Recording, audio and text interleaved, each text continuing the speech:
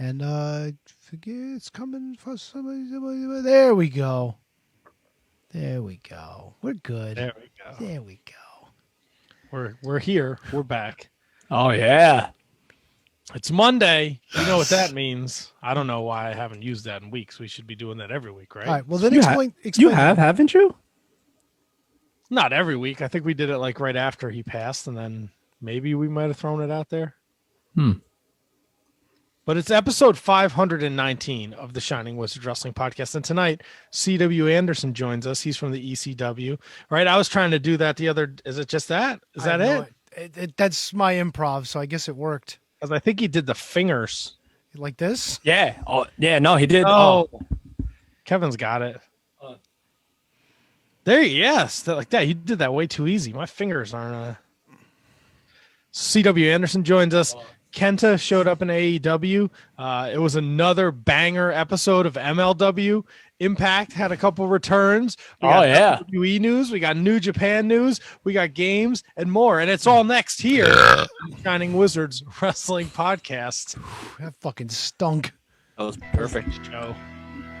The following is a presentation of the Shining Wizards Network, broadcasting live on rantiumradio.com and available on all podcast platforms and at shiningwizards.com. Follow us on social media at Wizards Podcast. Check out our merchandise at merch.shiningwizards.com. Do your Amazon shopping at amazon.shiningwizards.com and become a Patreon supporter at patreon.com/wizardspodcast. As always, we thank you for your continued support. And now, enjoy the show. Hey, this is professional wrestler and certified DDP yoga instructor Stevie Richards, and you're listening to the Shining Wizards podcast. What's up, fuckers? I love the big package. And he's got those smelly balls. What the fuck are you talking about? Fucking loser. Fuck the Shining Wizards.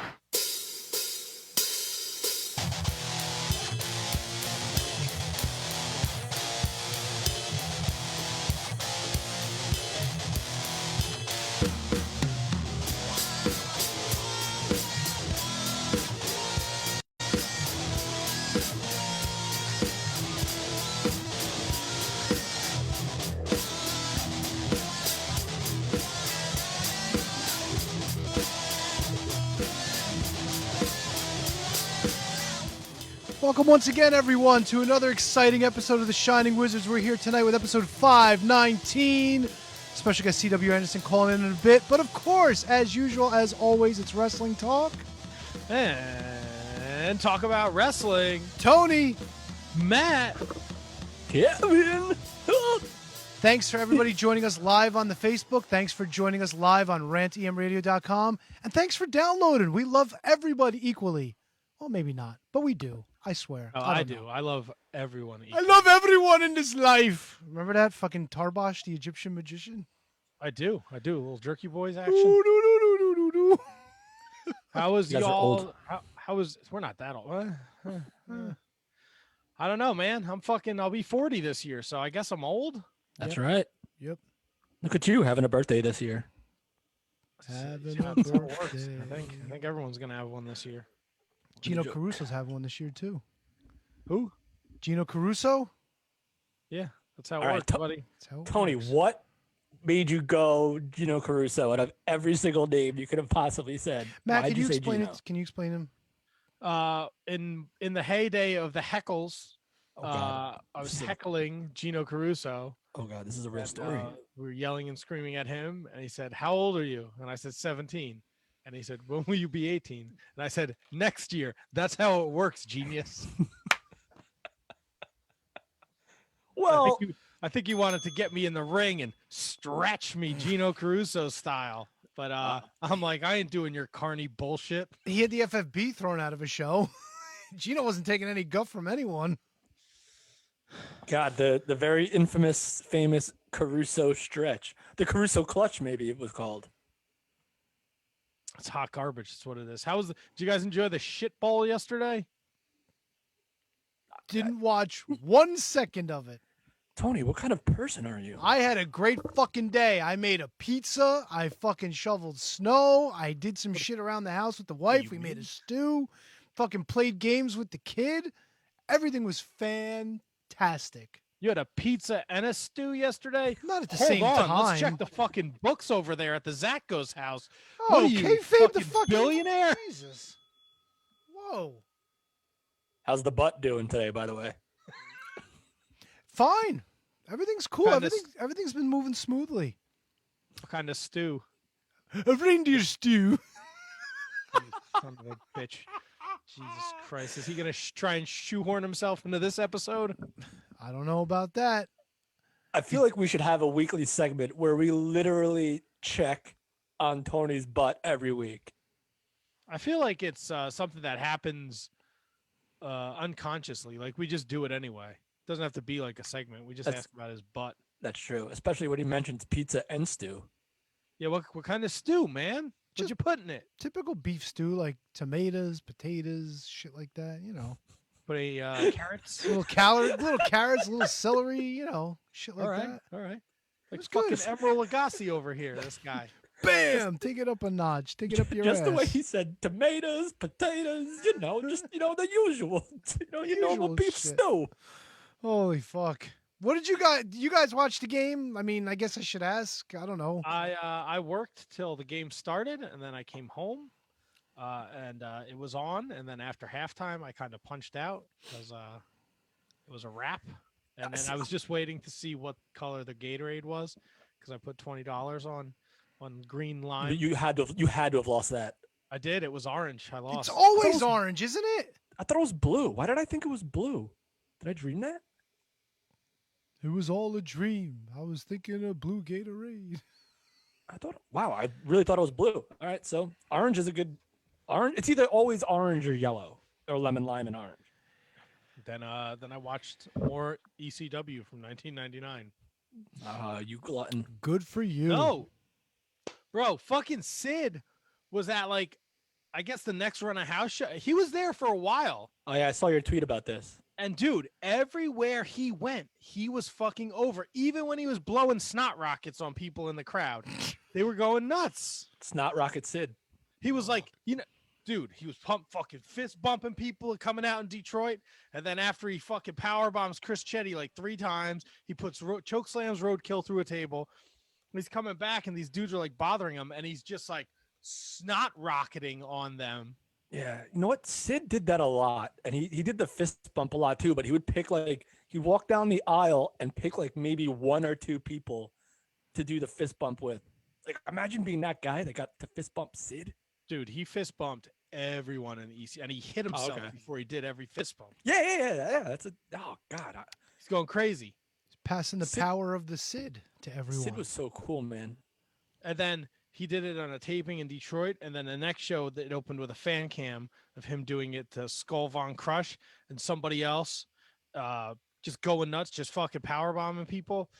I'm very I'm in that rabbit hole now because I need to see how the storyline progressed. And if you're wondering why, it's because we did Guilty as Charged 99 as a Patreon bonus show. So go over to our Patreon, patreon.com/Wizards Podcast. For $3 a month, you get a bonus show profiling a professional wrestler, and a watch along featuring at least one of us. And so we did this Saturday. One of you two.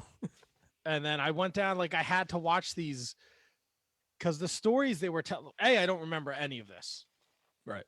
And I think at this point I wasn't watching ECW weekly, and I don't know why. But the Public Enemy came back, and then they did angles with Public Enemy, and then they stopped showing up because they were trying to get a job in the WWF.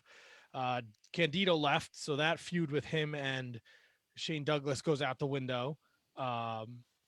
Tommy Dreamer and Shane Douglas become a tag team to take on the Impact players. Sid ends up teaming with Spike to take on the Dudleys at Living Dangerously. Yeah, Tony's face really sums it all up. It was just a weird time. Was the culmination of Sid's time in ECW his team with Spike Dudley? I haven't gotten to, so that happens at the Living Dangerously pay-per-view, and I haven't gotten to that point yet, but I'm pretty sure he wasn't around after that. Yeah, because I'm just wondering, he wasn't in any major programs. He wasn't in any I can't imagine if he was in a title match because Sid wouldn't lose, right? Tony, in 1999, would Sid agree to come in and lose in a title match?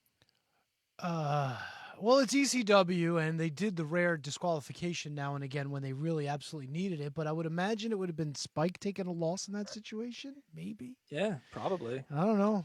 I mean, Spike was the residential punching bag / lawn dart around this time. So, All right. So my guess is that he probably didn't sign a contract. He was probably just on an appearance basis, and then once WCW came knocking, he was out the door. Right? yeah, He because wasn't long for ECW. he wasn't Oh, with he was- WWE at the time. He wasn't part of any kind of like talent exchange. I think he was a free agent, and then he wound up getting No, yeah, re-signed to he was gone. WCW. He was free and clear. Went to ECW, but shortly after, he went to WCW and became the heavy for the Macho Man in his new like Starman gimmick. So Sid, I guess, made his last appearance at Hardcore Heaven '99, where he fought Just Incredible to a no contest. Well, there you go for the Oh, title. And, Was it for the and then title? for what? Was it for the title? Yeah, was PJ champ then at that point? He had to have been, otherwise. No, your world champion was still Taz at this point. Brother. Oh yeah. They went to a no contest, and then like 2 weeks later, he was on Nitro. He actually, I Ah. believe, if I'm not mistaken, debuted at the Great American Bash 1999. It was Macho Man. God, I want to. Was it one of those stupid gimmicks where it was Macho Man, Miss Madness, and Gorgeous George versus Kevin Nash for the belt, and Sid showed up, or it was either that or it was Macho Man versus Kevin Nash 1-on-1, and Sid showed up, and I remember watching this on dub. It was a time where you could still watch it on like WCW.com. But the quality was so bad. Or it was either WCW.com or it was like the AOL provider, and it was so choppy. And I remember seeing Choppy. Sid show up, and every time someone showed up in WCW that was a name from the past, especially in 1999 or 2000, I was like, oh, that's it. The rating wars have shifted. It's gonna be WCW. Road Warrior Animal's there. Sid's there. Like, I was like, this is a huge get. And then it was nothing. It was Kevin Nash defending his WCW World Heavyweight Championship against Randy Savage, flanked by Gorgeous George, Medusa, and Miss Madness. And I guess Sid came in to cause the disqualification. But Macho Man won the belt in that, I think. No, Kevin Nash retained. All right, and then maybe he won it the next night, and then like Hulk Hogan came and beat him for it. I don't know. Hulk Hogan. Boy, what a little stroll down memory lane we just had. Maybe there. you're thinking of Bash at the Beach, where it was Savage and Vicious against Nash and Sting in a tag team match for the WCW World Heavyweight Championship. That's 100% what I'm thinking of. And Savage won, and then he lost to Hogan the next night. And I think Hogan was wearing street clothes, I think, when he beat him. Tony's reaction was what my brain was doing as I was reading how this went down. No, Hogan won at least one championship wearing black shirt, black jeans, and black bandana, and the other in his NWO Wolfpack black and white tights, even though he was a babyface. God, that had to have been it. T-Donk, where are you? He's punched out. That's oof. Like, I don't understand. Like, what did you like? Dude, 1999 WCW was rough. That's a lot. Wait, I just threw out a lot. So David Arquette didn't even happen at this point? Was David Arquette 2000? Or was Ready to Rumble already done at this point? Because I want to know whether it was a good idea where they're like, let's just put the world title up in a tag team match and let David Arquette win. And they're like, well, it worked so well the first time. Let's fucking rewind the tape and do it all over again. Fuck me sideways. David dude. Arquette won the title in the triple cell match. All right, so we're gonna bounce back to Kevin really fast. Kevin, the next night on Nitro, Hogan won the title, but he had reverted back to Hulkamania. Yes, but he was still wearing NWO-ish gear. David Arquette won the title in April of 2000 on Thunder. Bro, it works so well with Macho Man, bro. Let's do it again with David Arquette, bro. You know what's so funny is I remember Hogan's return to the red and yellow. It was a 6-man tag team match. I want to say it was Kevin Nash, Sid, and Rick Steiner versus Goldberg, Sting, and then Hogan comes out, and no one's and like I think like Nick Hogan's there, and he brings them like a red and yellow like scarf or a shirt or something or boots or whatever, and then Hogan comes out, and Tony Schiavone says, "You'll always remember where you were on this night when Hulk Hogan in 1999 or 2000 returned to the red and yellow." And I'm like, "Yeah, Tony, I'm home. It's a pretty good chance I'm home when this would have happened." Pretty sure that was, and it was a pretty cool moment hearing American Made after what, 3 or 4 years. So, and I know it's not when it comes crashing down, but it's still pretty cool for WCW. I know there is a large group of people who find American Made greater than Real American. No, those are fools. Those are fools. Oh, no, absolutely no. It's a great tune, better than Real American. If you think that, dummy. Yeah. What if you grew up during you didn't grow up in the 80s and you only grew up in the 90s? No excuse. I mean, no excuse. It resonates differently for every person. No, I still know when a better baseball team is better than a team that I grew up watching. Like if it was before my time, I still know that.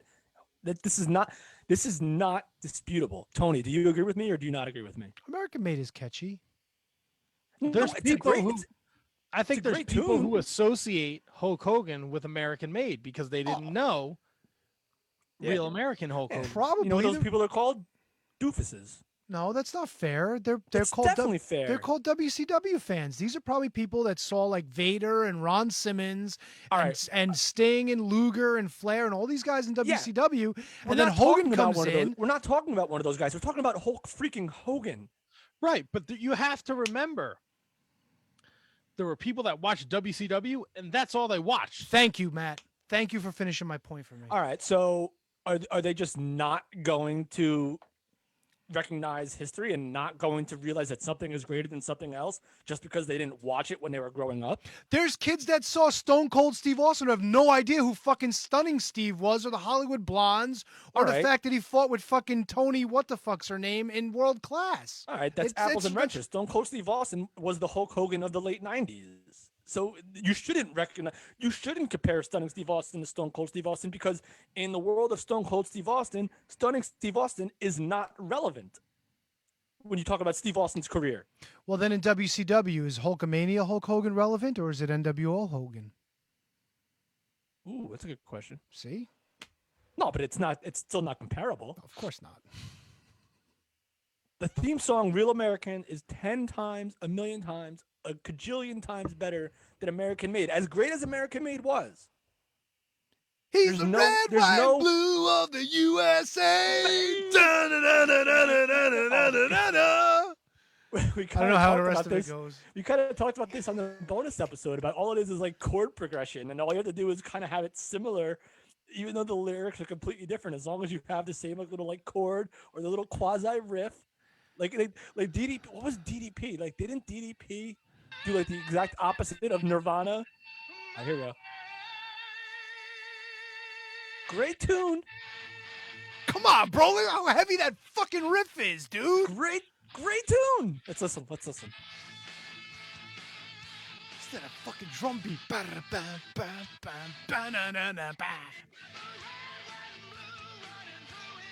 This is a great song.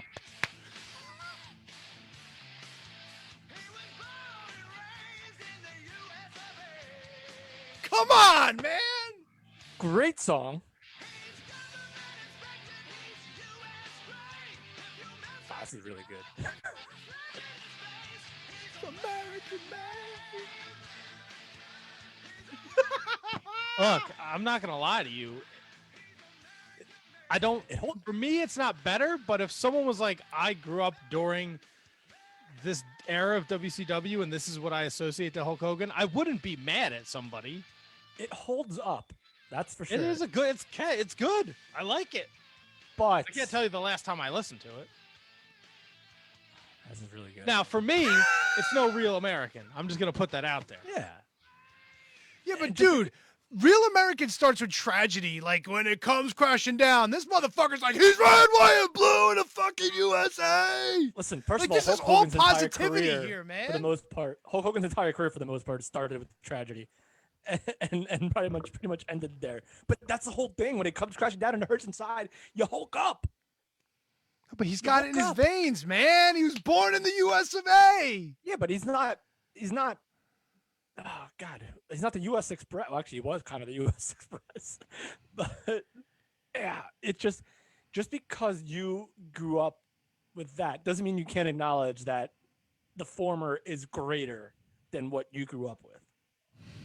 Well, that's a person's opinion. You can't tell somebody's opinion that they're wrong. Well, Matt, here's where you're wrong. Yes, I can. See, I disagree, my friend. All right. Well, you're wrong. That's how it works. You think I'm wrong, but I don't think I'm wrong. I think people are entitled to their opinion. If someone grew up with WCW Hulk Hogan and they associate Hulk Hogan with American Made, I can't be like this, but I grew up in the 80s and this is the Hulk Hogan I remember, and this song signifies everything that Hogan was in the 80s. And they'd be like, that's great. No. I think this one is not debatable in terms of what's better. Kevin, everything's debatable. It's all personal opinion. No. Yes, that's how it works. Well, you would think. I think, come on, if we do a poll and we ask 100 people what's the better song, I guarantee you 95 will say Real American. Now, There's people that hear this and they go, "What the fuck is Real American?" New world order. Can you guys throw hear this in the mix? Do we do a three song poll? No, because this is Jimi Hendrix. For life. Come on, bro. Walking out with fucking the big gold belt, playing guitar. There's kids that's the first time they saw Hulk Hogan. Hollywood. Listen, I never saw freaking Kennedy, but I know he was a great president. Like I acknowledge that something else existed before it, and can acknowledge that it's better than what I grew up with. Listen, I'm a diehard hockey fan. Never saw my Devils stink, right? I was not a fan when they won the Stanley Cups. I acknowledge that the Devils were greater then when they. Wow, that's a really terrible reference. Really terrible. Standing next to a mountain. Come on, he's pantomiming, chopping it down with his hand. Come on, man. Actually, there's some kids Hogan that this was and, Hulkamania to them. The NWO, black and white, Hall, Nash, and Hollywood. You don't gotta preach NWO to me, man. I'm NWO for life. Always will be. All right, enough. Now, is this a fair statement?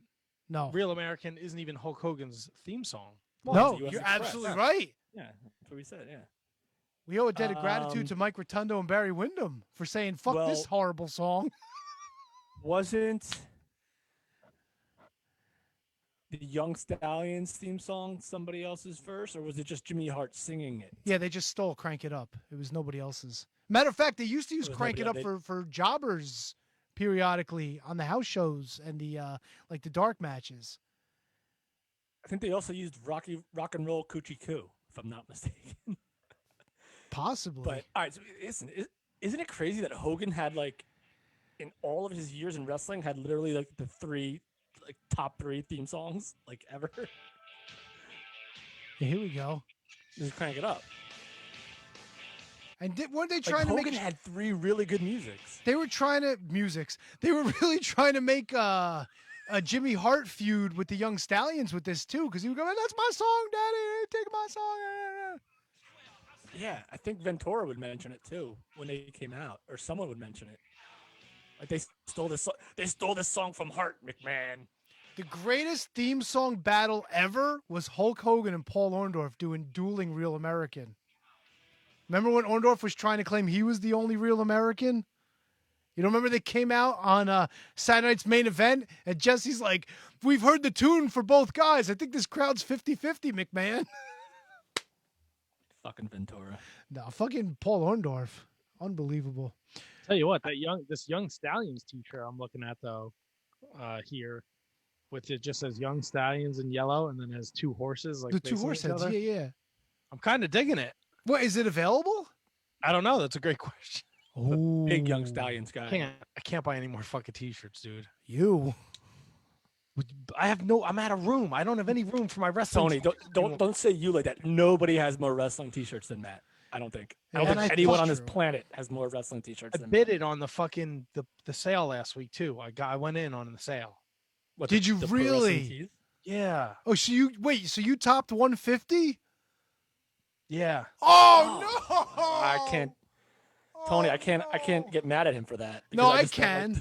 I spent like $200 on wrestling cards yesterday. What are you guys doing? What are you guys doing? Tony, I don't know. I got a nice hoodie. All right. I got a nice AEW hoodie. I got a Jay White poster that's gonna go right. Fuck here. you fucking mark. Gonna go right here, so you can look at it every week. How about you mail it to me? I can wipe my ass with it. I got the new Jay White T-shirt because he's fucking back. Right. I got my wife. The Bullet Club Halloween trick or treat shirt because she really liked it. Okay, so was that the "Don't kill me" because I spent $2,000 on T-shirts, like appeasing the wife? No. She doesn't know. She doesn't listen. She's not gonna know. Don't tell her. Don't fucking throw me under the bus. Oh, is the Discord rocking? You can. I also got my money back from my AEW tickets because I don't ever think that's happening. So it'll happen in September. You don't think it'll happen in September? Well, I'll cross that bridge when we get there. If I have to buy tickets again, I will. Speaking of crossing bridges, the second dose on Thursday, boys. That's big. That's big news. I'm gonna party like it's 1999, like WCW style. Well, speaking of partying, CW Anderson's gonna be joining the party in just a few minutes. You know what? I'm gonna ask CW fucking Anderson about American Made and Real American. CW fucking Anderson, Jesus, dude, take it easy. What? I'm pumped up about this. CW fucking Anderson. I see what you did. That's an ECW reference. I should have worn my Shining Wizards ECW shirt. That's what I should have done. That would have been the smart play. But I got to rip my boy Hammer. The only bright spot in the fucking But we'll get to that later. Man, MLW, you want to go down that rabbit hole before CW calls? No, because you know what? I'm gonna wait. I was gonna queue up Yakety Sax for later, but I think we might. I've went back and watched a little bit more of it, and I think there was enough good where I don't have to do a MLW. But we'll see what happens. We'll get into it in a little while. ML Dub. We spent so much time talking theme songs here.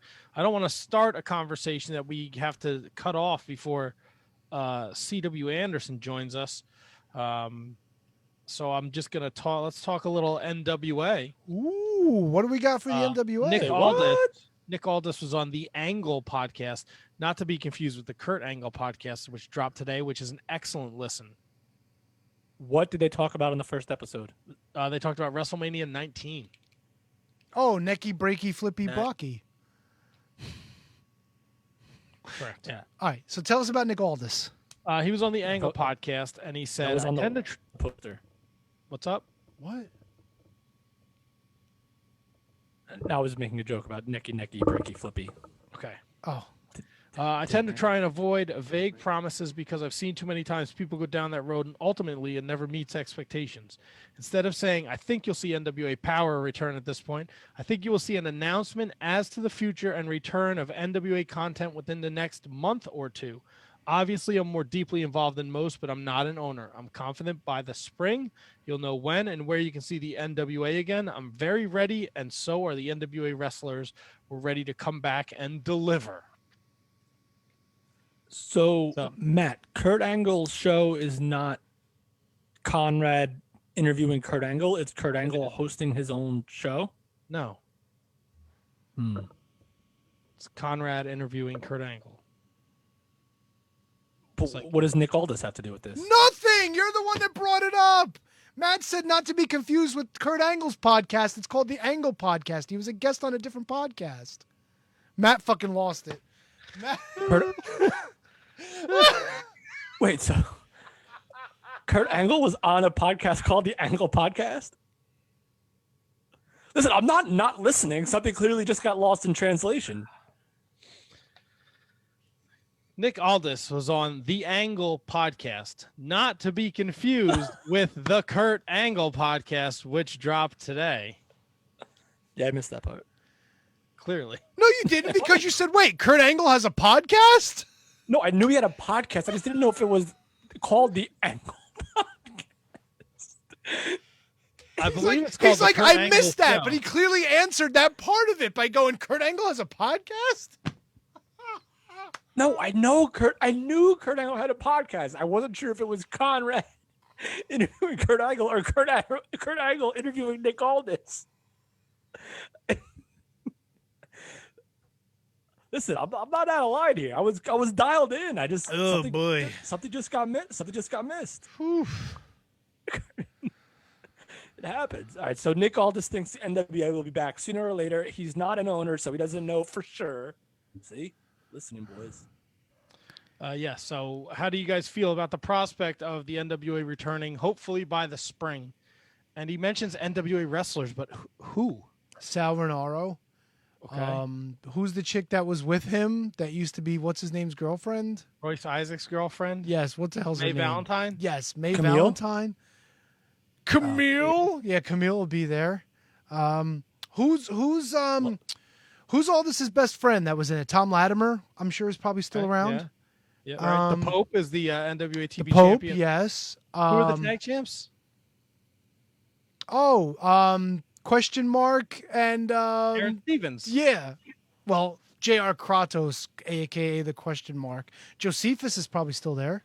Oh, Josephus and the question mark. Very interesting.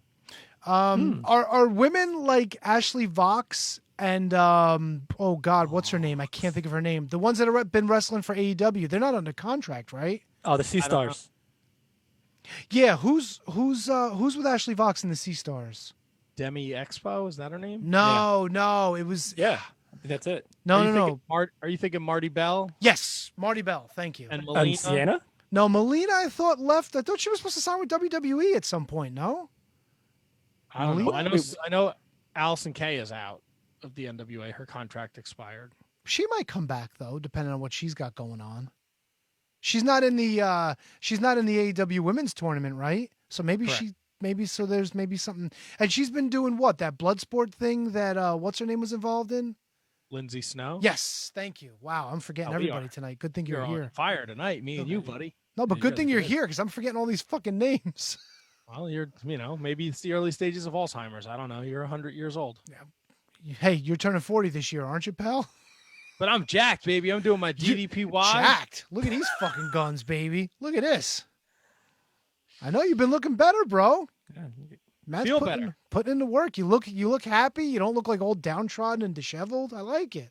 Oh, I didn't know I was. Thanks for telling me I look downtrodden and disheveled. The point is, you used to. You're looking better. Oh, thanks these for days. reaching out and being like, "Hey, dude, are you okay? Because you look like your life is spiraling out of control." Like when I started text with "Hey Slabo," you don't get the message. No, I just think you're being a dick. Well, little column A, Tony's little got a column point. B. Sorry, but you're looking good. Thanks, buddy. Thanks. Uh, Feeling good, buddy. Feeling good. good. All right, so Yep. you're excited to see the NWA? You're all in? Look, if they do something other than what they did with whatchamacallit, Championship Wrestling from Hollywood, Right. where they wound up taking those matches that I paid money to see and just gave them away to everybody again. I mean, it was quality stuff, but come on, they got to come a little better than that. Hopefully they will. Yeah, and I don't think NWA is going to have a problem. The talent pool around the world that's not signed with any of these major guys, or it's still so plentiful that even if they don't have, and especially they have the benefit of restarting. So if they want to restart with some of the same old faces, and I don't mean that in a derogatory way whatsoever, and then some brand new faces, it's like a whole new brand basically. So that could actually work in their favor, to be honest with you, because despite how many people were invested in what they had going on, if they can just do this again and keep the talent and bring in some new guys, it can only, and girls, it could only be beneficial to me, I think. Well, maybe we bring in the CW Anderson. Maybe he can weigh in on this. But I'm gonna start with the hard hitting questions first. Of course you are. That's how I roll.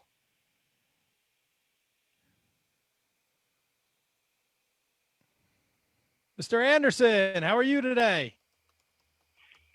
Hi, guys. How are you? I'm doing well. Hope y'all are. We are having a good time over here. I got to start off. We were having a heated debate before you joined us. Okay. Wrestling theme songs. All right. Wrestling theme songs. Real American. All right. Hulk Hogan's WWF vehicle or made in America, American made Hulk Hogan's WCW vehicle. Oh, the original, the WWE version, WWF version. Real American. Yeah. Yeah. Oh. You know why? Because even though I wasn't a WWF fan growing up, because living here in Raleigh, it was when you did watch Hogan back then from, I think it was, what was it, Saturday night or something like that? Yeah. When he would come out, that's what you hear. So I said I made a very bold statement that anyone that thought that American made was better than Real American was a doofus. And I stick to that. And I think that just because you didn't necessarily, you may have just been a WCW fan and didn't watch WWF, you still know Real American and you still know Hulk Hogan, and you know that that's like, when you think Hulk Hogan, you think that music, and these guys took me to task for that. So I agree with you. So do you think that so if you don't think that just because you don't know something doesn't mean that it's better, do you agree with that philosophy at all? Say that way. If you don't, I got to process it. So if you don't know something, it doesn't make it better. No, that was I worded that terribly. Or it might be my 23 concussions that can't process it. Let's go with that. Fair enough. So if you just were born and raised on WCW and you did not know Hulk Hogan until he got there, first of all, do you think that's possible? And second of all, do you think that just because you don't know what Real American was, it's not a better song? No. You have to hear it. Everybody's going to have their own opinion, but just because you don't know, that sounds like it's ignorance to me. If you don't know anything, well, my version is better because it's only thing I know. No, go back and watch the original stuff when wrestling was wrestling. Wow, that's a win, boys. Hot take right there. Oh, great. Now we're going to have to listen to fucking Kevin talk about this after we get off the line with Mr. C.W. Anderson here. He's going to throw it in our face. Mr. Anderson, first I want to thank you for getting back to me. CW, man. Just CW. I'm straight with that. But I appreciate it, though. I want to say thank you for getting back to me. It's much appreciated. I know we do a lot of reaching out to people, and some people don't even give us the time of day. So the fact that you were kind enough to respond, even though you were taking a break from social media, is greatly appreciated. And I'm happy we got you back on because we are big fans. Thank you. I was at the last ECW pay-per-view show at the Hammerstein Ballroom where you were sadly on the losing end against Tommy Dreamer. My quit match. I'll take that, though. But that was an awesome match. And you're running ECW. I feel like there was a group of guys in ECW who were really just starting to get their feet under them. And because everything that happened, they didn't get a fair shake. Because we were talking about this on one of our Patreon shows, how ECW, Paulie had just this special way of when people left, he found these unbelievable talents to plug in. You, Carino, Super Crazy, Tajiri, York and Matthews, you guys just kind of were dropped in there and you just took the ball and ran with it. I told Paul my first few weeks in those exact words, because he was using me one show out of every 4 in the beginning. I said, you give me the ball, I'm going to run with it. And when Lance Storm was leaving, he told Tommy that night we were in Milwaukee. It was my 3-way with Steve Carino and Jerry Lynn when Jerry was the champ. He said, CW is my next star. He said, I got to make CW. It's time to make him. And that was my chance. That was, I had that 3-way match, and it was fantastic. I still watch that every now and then. And then I remember, I tell people this, and you were there, so you can back this up. When I was walking out of the ring, the C fucking dub chant I was getting from all the fans. Everybody was standing on their feet, and that chant I was getting from my equipment. On the inside, I'm emotional. I'm still trying to be the heel, and I'm looking around. I'm like, holy shit, I can't believe these people are chanting because what we just did. Yeah, and I think that I can't speak to it because I never wrestled in front of the ECW crowd, but I think that was part of it's going out and just doing your job and putting on a great show. But once those fans got behind you, I mean, they were the biggest critics. What did that mean to you? You just said you were emotional on the inside. And, I had a match before that, maybe months. I was kind of still with the Dangerous Alliance because Lou and Bill were out there, but it was against Super Crazy at the ECW Arena. And Super Crazy finished by Frankenstein and me off the top rope, rolled me in, moonsaulted 1, 2, 3. And that's the first C fucking dub chant I got was from the arena. And I remember playing back in my head the very first time I stepped in the arena. Some of my students were there watching, and people beside them was like, man, this CW guy will never make it here in ECW. So getting over with them, and then that night, that chant, it was the handshake from Tommy I was shooting for, but it was the chant I was getting from the fans, walking through the curtain. Balls Mahoney, the first person, he was standing at the gorilla position doing this, telling me, he just went on. And then knowing that at Living Dangerously, I was getting the TV belt, and I was signing my contract right after that. So the brass ring was right there for me, and it got taken away from me. And that's one of the things that sticks to me to the day because of it. Yeah, and it seemed like that title was made for someone like you, because you fit the mold perfectly.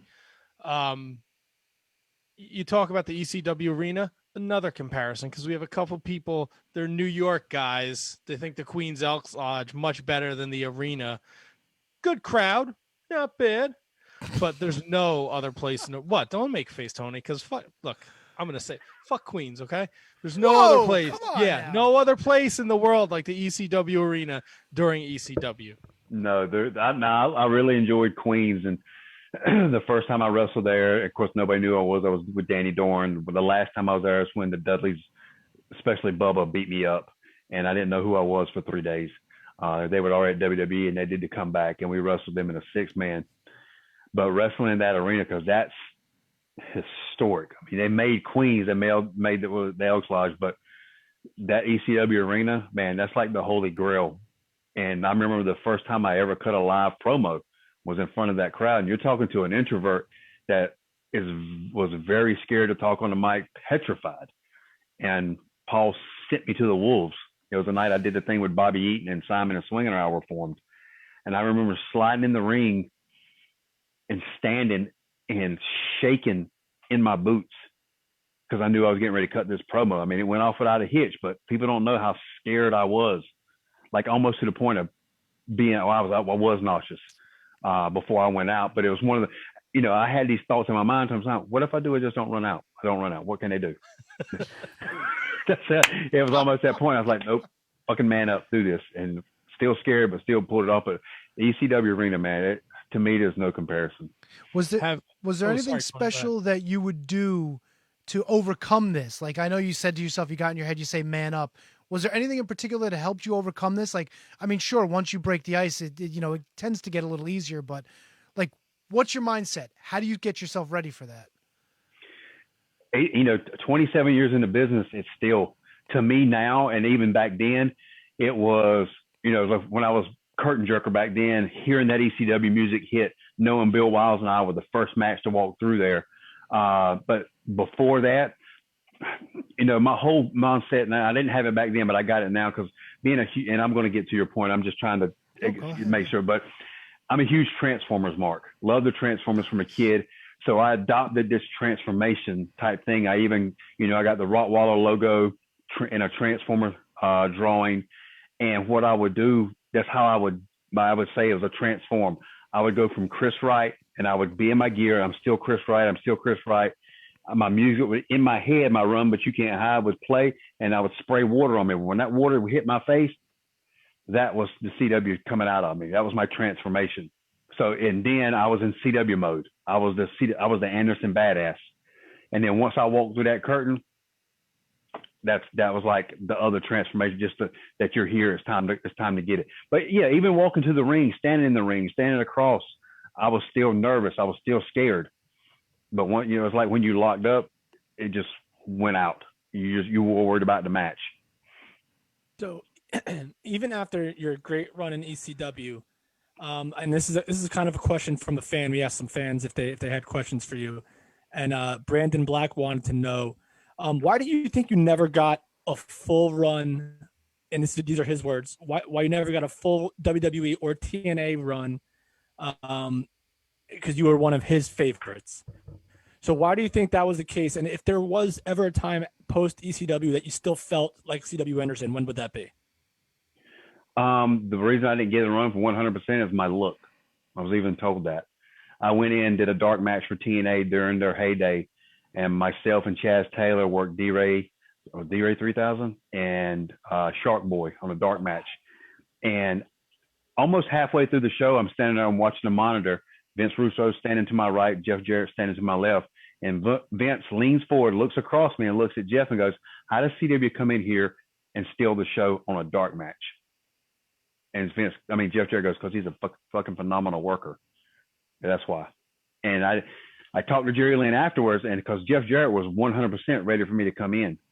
And Dutch Mantell kind of blocked me, and it was because of my look.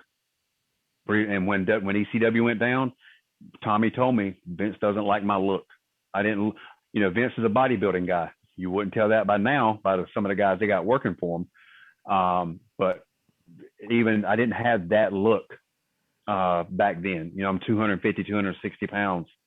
So I wasn't in that great of shape. Even Tommy told me when I signed with that Disney-fied WWE version of ECW that he said, do you have steroids that can make you 6'2" into a bodybuilder? Because Vince is big on height and size. And I just didn't have that look. Terry Taylor got pissed off at Dutch Mantell because he said CW was like a fucking man. Yes, does he not? He fits the Anderson mold. He's not in that great a shape, but neither was Ole. Ole could work his ass off. Gene or Laura's, none of them. Arn was the only one that was a decent size. But, I'm 250, carrying a stomach, even looked heavy, in the face. But that was the thing, my look. And as far as being CW Anderson, the past few years, I feel better than I ever have. I'm 215 pounds right now. I just turned 50 a few weeks ago. And I feel fantastic. I had some of the best matches I've had in years. My run I had with George South at AML, he and I had a 4-match classic that the AML put out on YouTube. It's called The Second Greatest Story Ever Told, because every match we never did a move out of the 80s, and it was all called in the ring. The only thing that we knew was the finish, and I let George orchestrate it and call the whole thing and followed his lead. And he told me, he said, even to today, he said, I pray about because George is very big. He's a religious person, as am I. He prays for our I Quit match because he said it's one of the best matches he's ever had. So I think that's when I feel the most it's like CW, because it's like what I've done for 27 years is finally coming out to some extent, because I feel like the past 15 years I've been shorted. I went from WWE, that version, to really nothing. I took a break for a little while because I was, and here's the crazy thing. I've been married to 2 different women, and it was like the last one was the wrong one, and she was the reason I was retiring over the summer. And then the one before that wanted me to be at home all the time, and I was a sheriff, so I wasn't caring about wrestling. But I was like, I let my head get screwed up and wasn't being true to me. And I think that's why I got shorter, because I didn't fully put my love into wrestling. Because if you saw my video, man, it was an emotional thing. And I just didn't love it anymore. And people will take this love from you. But when you get toxic people out of your life, it's amazing what God and this universe lets back in. Oh yeah. And we're happy that you're kind of, I don't want to speak for you. I don't know if you've unretired, but I'm glad you took this opportunity, because I know after you put out that video, you said you weren't going to do any interviews or podcasts or anything. So we're glad that you reached out and we got you on the show, because this is all, I can't speak for Tony and Kevin. I'm sure we're all in the same boat, but I love CW Anderson and ECW. And we get a lot of people in the chat are having a good time, because I hate WWECW, and you just kind of threw a little jab at WWECW. So we had a good chuckle at that, because that was the shittiest. This motherfucker Kevin over here, he loves to talk about WWECW like it's the greatest thing in the world. But what he's talking about? That's the worst product ever put on TV. Excuse me? Kevin's taking your side now. I think he's trying that's to take the worst. That's the worst version of ECW that there ever was. 100%. Well, CW. It's because Vince ran it. The reason I signed is because Tommy and Paul were going to run it. And if Vince was smart enough, he's a smart individual, but if he did just sit back, let Paul and Tommy and let our ECW clique run the little small places like the ECW Arena, Elks Lodge, little bitty places like that, it'd been killed. We'd have done so good, but he couldn't keep his fucking hands off of it. He could not. He wanted, and then he started putting his WWF guys in there, and they're not ECW. They never, all the champions they had out there, you're not ECW, and you just killed. And the reason you brought it back, and it's just like somebody that's a good friend of mine, the longest running cruiserweight champion at WWE history, told me. He said, "I hope Vince is not bringing it back just to kill it," and that's pretty much what he did. And once he took it over, after that very first night when I worked Sabu at the ECW Arena, I could not wait to get fired from there. I hated being there. It was a miserable place to work. Was there? Go ahead. I'm sorry. No. Was there a reason why they had you in the crowd at the first one night stand with Chris Chetty and Elektra? Yeah, I was supposed to wrestle. Swinger and I were supposed to wrestle Danny Dorn and Roadkill. Hour and a half before show, Dreamer comes up to me and says, "They've cut your match. CW, you have a dark match in singles." Okay. Who am I working? Let me go find out. He goes, comes back. CW, they've cut your match because Vince doesn't want the crowd seeing any wrestling before we go live. He's afraid. He says not afraid. Let me take it back. He said it would kill the crowd reaction when we went live. Well, obviously he's never watched any fucking ECW because it wouldn't have mattered. They would have been just as hyped when the show hit as not. So my choice was to sit backstage all night and then come out for that shit at the end, or sit out in the crowd with Chetty and Elektra. And I was like, you know what, screw it, I'll sit there out there in the crowd. Did you enjoy the show? Some of it. What parts did you enjoy? What parts did you do? If you remember, I mean, I'm not trying to put. No, you're good. Seeing the, like even though Chris Benoit and Eddie Guerrero got into it after their match because I think Eddie didn't perform to Chris's standards. I mean, Chris was cussing at him. Yeah. Afterwards, fans didn't get it. I don't know if they got saw that or not. Seeing the Dudleys and Sandman and Dreamer being in the crowd, listening to the Sandman come in. I'm trying to think what else. I was trying to remember what else was on that. But for the most part, some of it, not all of it, especially the thing at the end, I didn't enjoy. Let me ask you this: was there any part of the original ECW while you were there that you did not care for? No, not one bit. The original, when I was there, everybody there. Loved everybody there, enjoyed everybody there. When I first got there, I was petrified because you see these guys on TV, New Jack, Balls, Axel, Rob Van Dam, the Dudleys, Taz, and it was like you're just killing people on there. And then once you get in the ring with them, New Jack and I are still to today are really, really close. I've probably told that story 1,000 times and people heard it, but one of my best stories at ECW is with New Jack.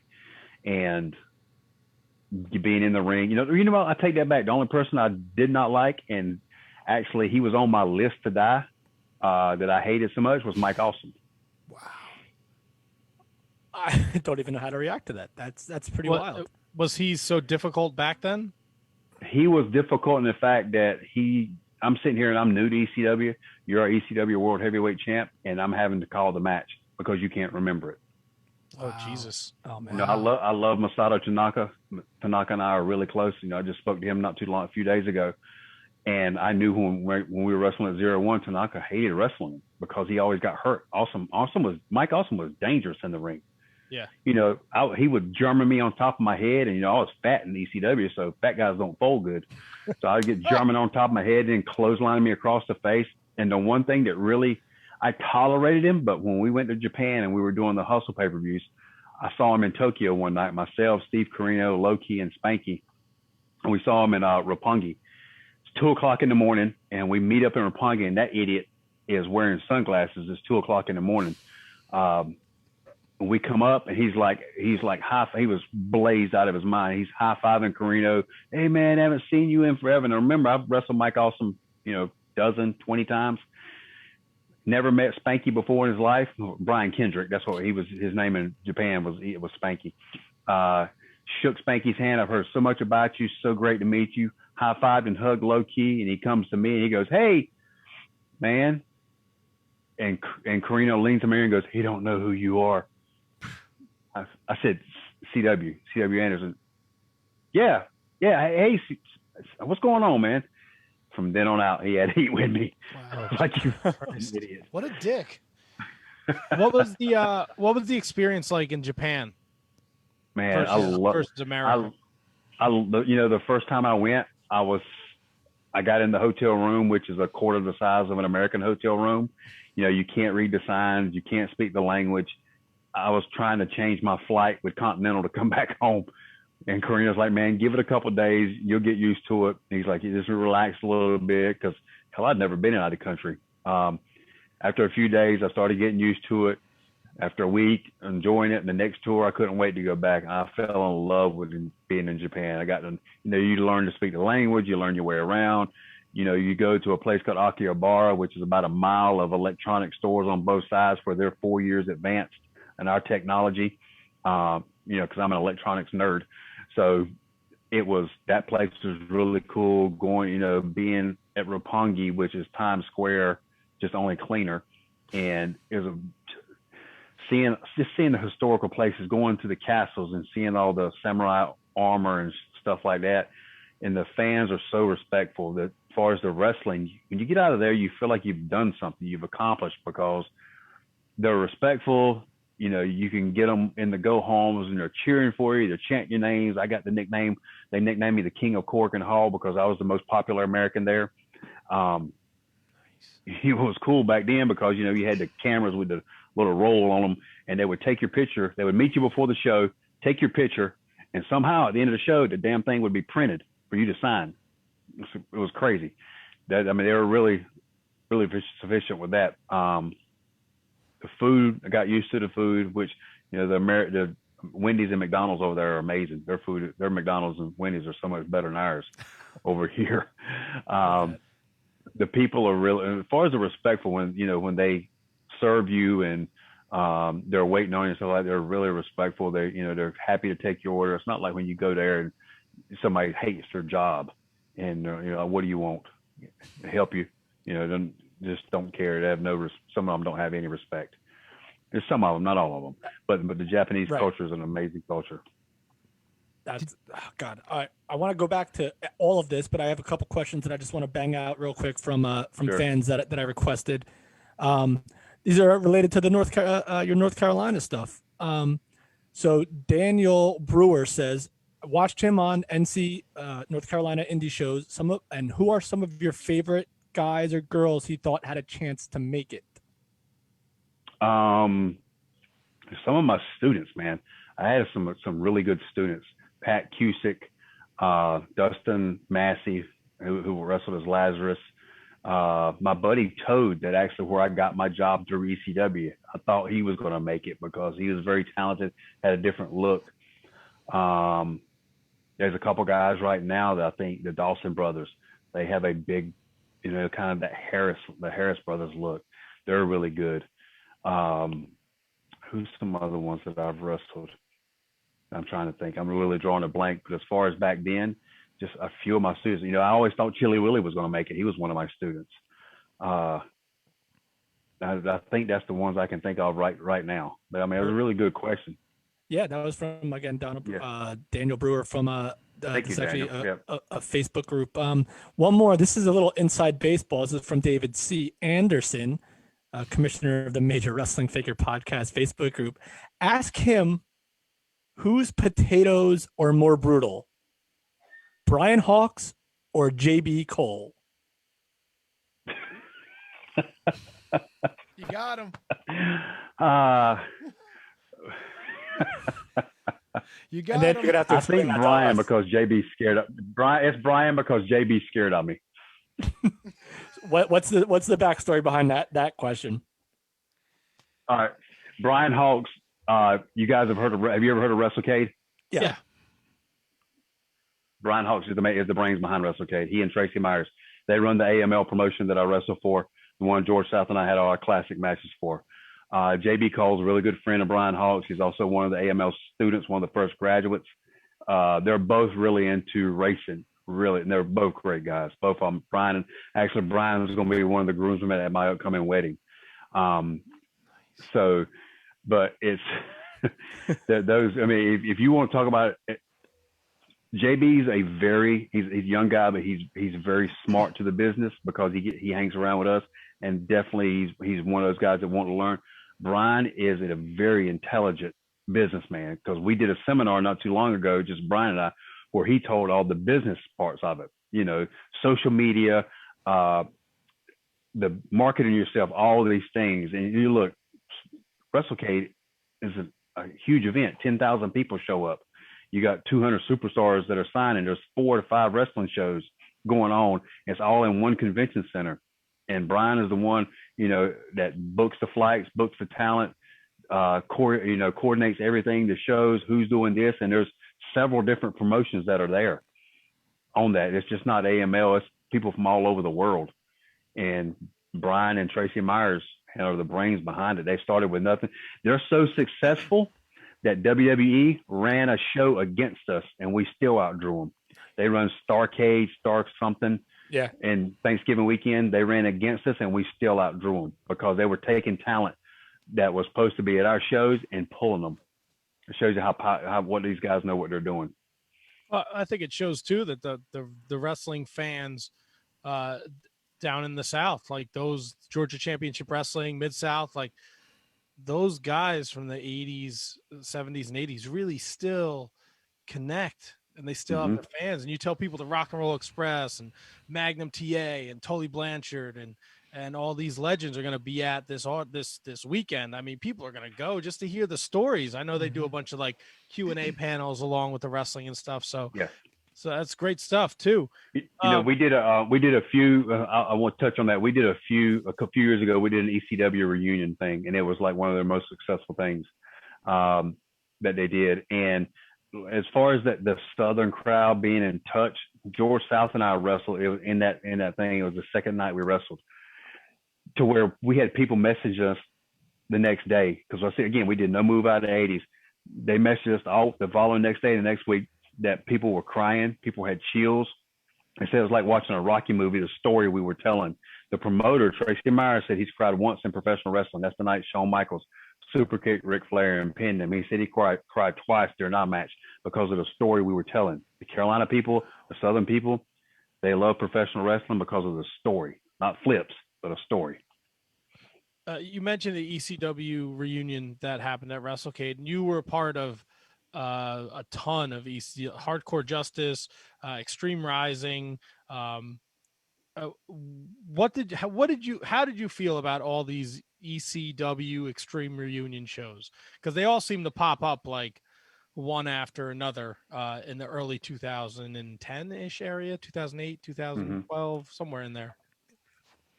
Some of them had their own inside problems and things like that shows up, but I enjoyed them for the simple fact that I got to hang out with my ECW family again. Anytime they want to do one of these reunion shows, like when we did a WrestleCade, I'm all down for it.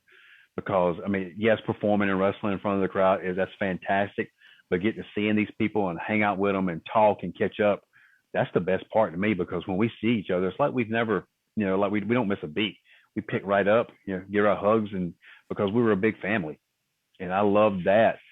They can still do them. If it was just wants to be a convention where we're doing signings, I'll be all down for that. Because, I look at ECW now like the Rocky Horror Picture Show. We have such a cult following that people just, like, okay, the last match, George South and I was I Quit. Shane Douglas ref that match. Shane Douglas and I get in the ring. And as soon as I get in the ring, the music stops. People start chanting EC-Dub. Kids that are 10, 12 years old are chanting it. Right. So we left some kind of legacy for these fans, and because they knew the blood, sweat, tears, the hardcore wrestling we did.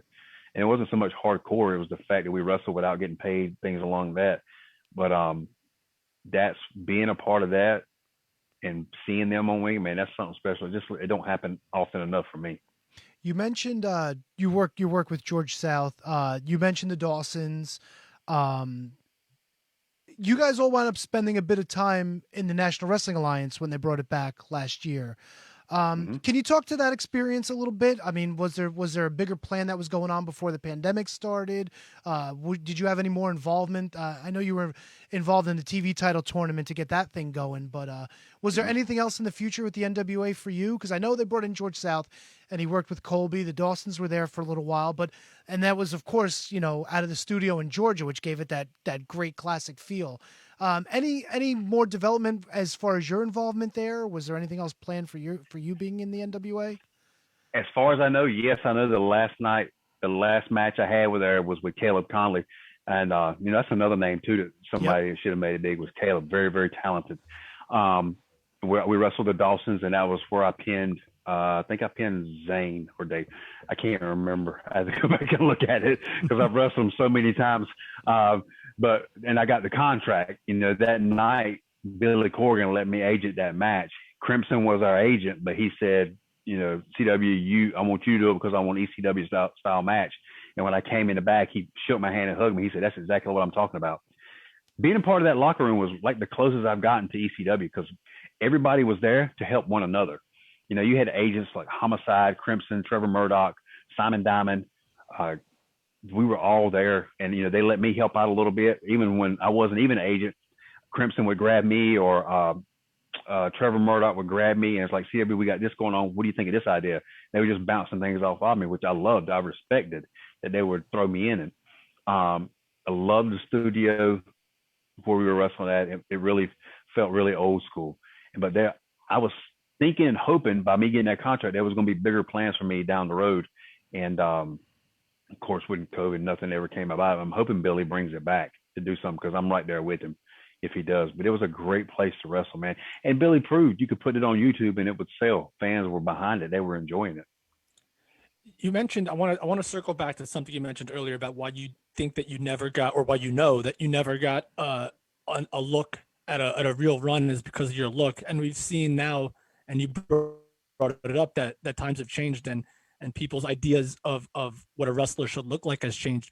But to you, in the business, what changed to the point where now you don't necessarily have to be that 6'4", jacked guy? What changed?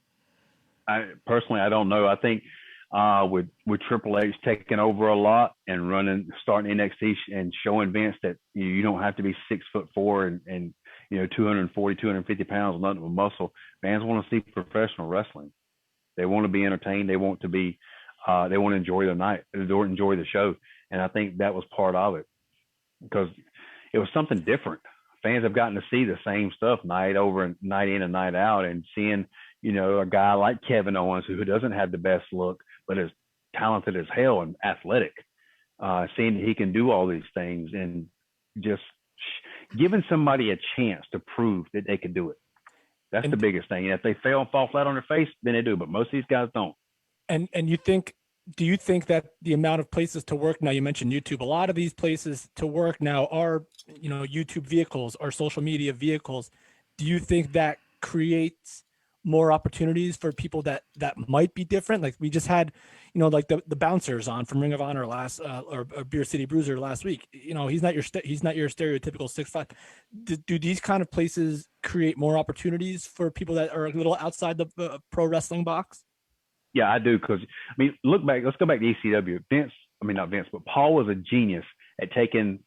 We were the land of the island of misfit toys, people that nobody else wanted, and making stars out of them. WCW didn't want me. You had Roadkill, Danny Dorn, Chris Chetty, Steve Corino, guys that didn't look like much. Sandman.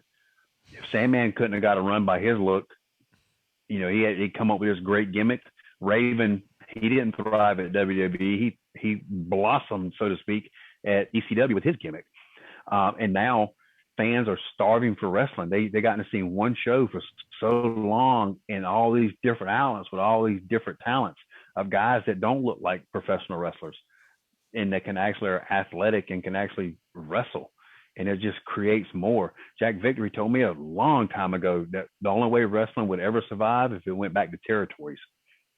Everybody in their own little area had their own show, and that's how it stayed, because people get a different look at different things. Because nobody wants to see the same shit day in and day out. They want something different. They want to go to a place in Florida where you got guys 250, 260 that are, that can wrestle their ass off and chain wrestle. Or if they want to see the WWE version, they can watch that. AEW is different. Impact's different. You got to give this, that the whole thing, variety is the spice of life. So it does sound like, this is last for me. It does sound like you're keeping up with the current product, a lot of it, correct? Just based on that last little statement. To some extent, I try to watch it. Some of the stuff I'm not a big fan of. The AEW guys, there's some talented people. Some of the stuff some of their wrestling, I'm not a big fan of. I've grown up watching everybody. Wrestling evolves, but it also proves that you still tell a story. People are going to buy into it. People want to believe. Yep. And when you're doing stuff, going through tables and moonsaults and getting right up and going into your next spot, what if somebody like me that can't really do all that crazy shit and goes out there and try to tell a story? Yeah, and a lot of people compare, like, I guess the Revival or whatever they're called now in AEW, to guys like Arn Anderson and Tully Blanchard. Do you see, and they still seem to have a place in a top spot in professional wrestling. Do you see that these guys are trying to keep the tradition alive? They are trying, and a lot of times, if they would work or wrestle their style and make people wrestle their style, the matches would be a lot better. I mean, I know they're newer to a company, and sometimes you have to listen to different people, but they got over wrestling their style at WWE. Their style still works because they were different. That's why they got over. They were different. You tag teams and nowadays want to flip and all that other things. These guys were different. And I think if they stick to that and not try to wrestle other people's styles, yeah, it will still work. You talk about your students before, and I don't know what your situation is now, but is going back into teaching or being in that role something that you would be open to if somebody offered you that position? To some extent, I got there was not so much a chance, but it was pitched to me at one time about teaching at the Performance Center. But you basically have to retire from wrestling. You can't wrestle. And at that time, I was working almost every weekend solid, and I just didn't feel like it was time. I don't feel like it was time to retire. And you mentioned something about my retiring, and what my situation was now. But January 1st, I quote unquote unretired. I came back. I got a show in 2 weeks. My very first show is in Lincolnton, North Carolina in 2 weeks. I'm going down to Fort Lauderdale March 18th. Just got my fiance, who's my valet, Brittany Marie. She and I are going down to Fort Lauderdale, in March 18th. So I stayed away from wrestling long enough and stayed away from social media to get my head right.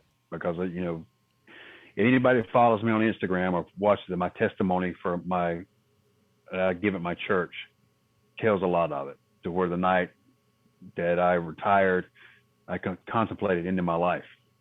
Because 27 years I was CW Anderson. I didn't know who the hell Chris Wright was, and I was in a dark place. My life is not even close to that. Now I have an amazing life right now, and I'm ready to get back to professional wrestling because George South told me one time, he said, wrestling needs you to pass this along to these young guys. You don't look like you're 50 years old. You don't wrestle like you're 50 years old. He said, you can still move and go. So why not do it until you just can't do it anymore? So I want to wrestle, and I still teach some. There's a school. I run a school down. Well, it's not formally I run it, but one of my students, Victor Andrews, and that's another one who's got some talent that should make it. Is Victor Andrews. There's a school down the road in about 20 minutes that we go and work out together. And some of the guys come and train with me. So I still would love to train, if that day ever comes. But just training around here, I'm enjoying. But for right now, man, it's wrestling. Does the love of the business ever go away? No. If you're in a good place in your life, no, it doesn't. When you're with, and I can say this with wholehearted, when you're with somebody that sucks the life out of you because they don't appreciate the business, because when somebody can't stand that you're famous, and I don't never gloated that people know who I am. I don't brag about me being CW Anderson. If people recognize me in Walmart, hey, I'm grateful. The biggest thrill I get about it is when my nephews get to boast about it when they talk about wrestling. That's the cool thing. But the love never goes away. you're always going to love it. Even when I retired, I still loved it and I hated it, but I had to get my head clear. And, it's a drug to me. Because I don't smoke, I don't drink. Wrestling is my outlet. It lets me be another person. It lets me escape reality because you guys know being a grown-up can sucks. Absolutely. I'll let you know when I get there. Look, you're talking to a 50-year-old guy who's got Groot on his wallpaper back on thing back here. I got the Captain America and Iron Man back here. I play video games. I collect video games. I got a Retron that plays NES, Sega Genesis. I have a Wii, an Xbox. My girl's got a Switch that she beats my ass at Mario Kart almost every night. So, it pisses me off to no end. I just hooked up an N64 this afternoon, and it's got the WWECW NWO Revenge cartridge in it. We have that. She has about 50 of those cartridges, and that's one of them. But we don't have the N64. But we got the old classic NES, and I just picked up the Pro Wrestling NES game. I got Mike Tyson's Starman? Punch Out. Yes, Starman. Yes, absolutely. Yep.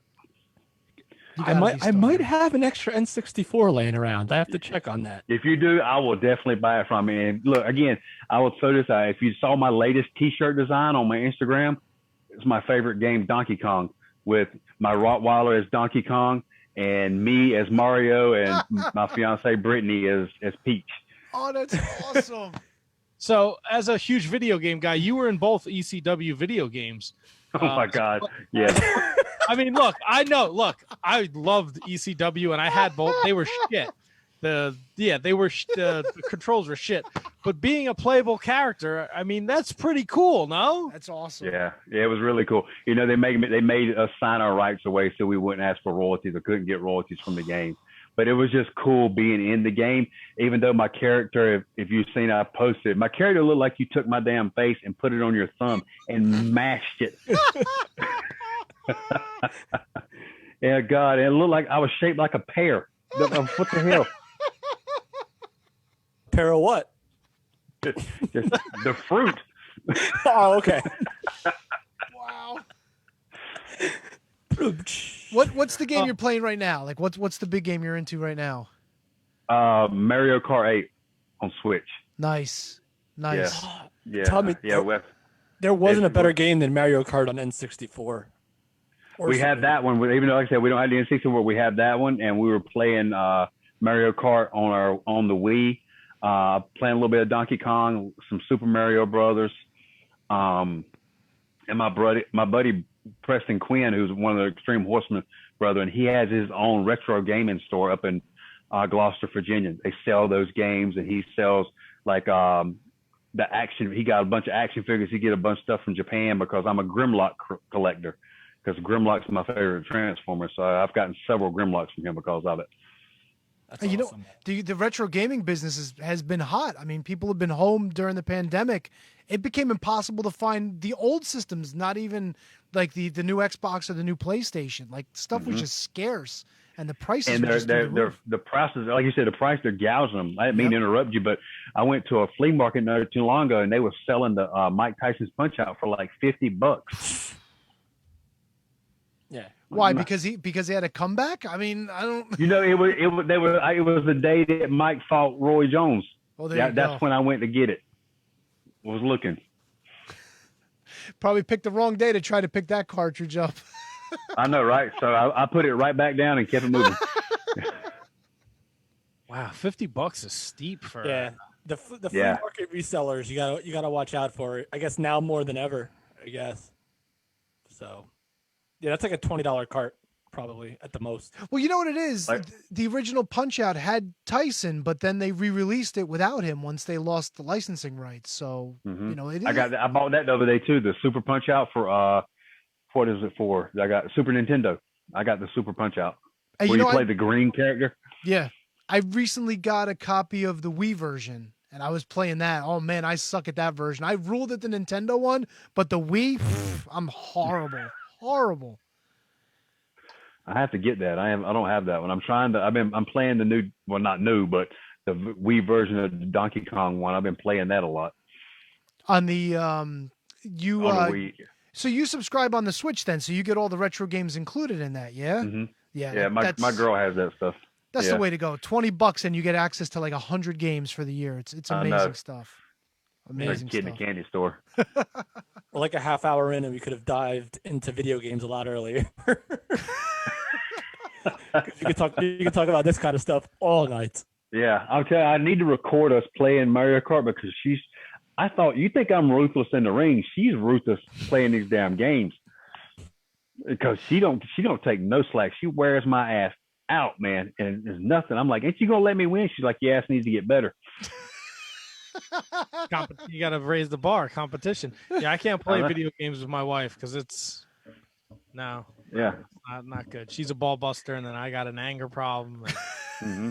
My PS4 controller wouldn't sync last night, and I'm like, just throw the fucking thing in the garbage. And she's like, really? Really? She's like, go away. Go for a walk. You need to calm down. I'm like, this shit's pissing me off. And the rest of the night, she's like, you gonna throw that in the garbage when you're done with it? I'm like, leave me alone, woman. As Stewie would stay on Family Guy, how about taking a lap? Yeah. Well, CW, it's been an absolute pleasure. At ECW Anderson on the Twitter machine, and give him a follow. He's back in business. He's tearing it up. A couple weeks he'll be wrestling in North Carolina, you said? Lincoln, North Carolina. Yep. Do you know who's your opponent? Adam James. Nice. All right. At ECW Anderson, give him a follow. Support him. One last question. ECW Reunion. Who's the one guy you've never gotten to wrestle with that you would love to tangle with in the ring? Ooh.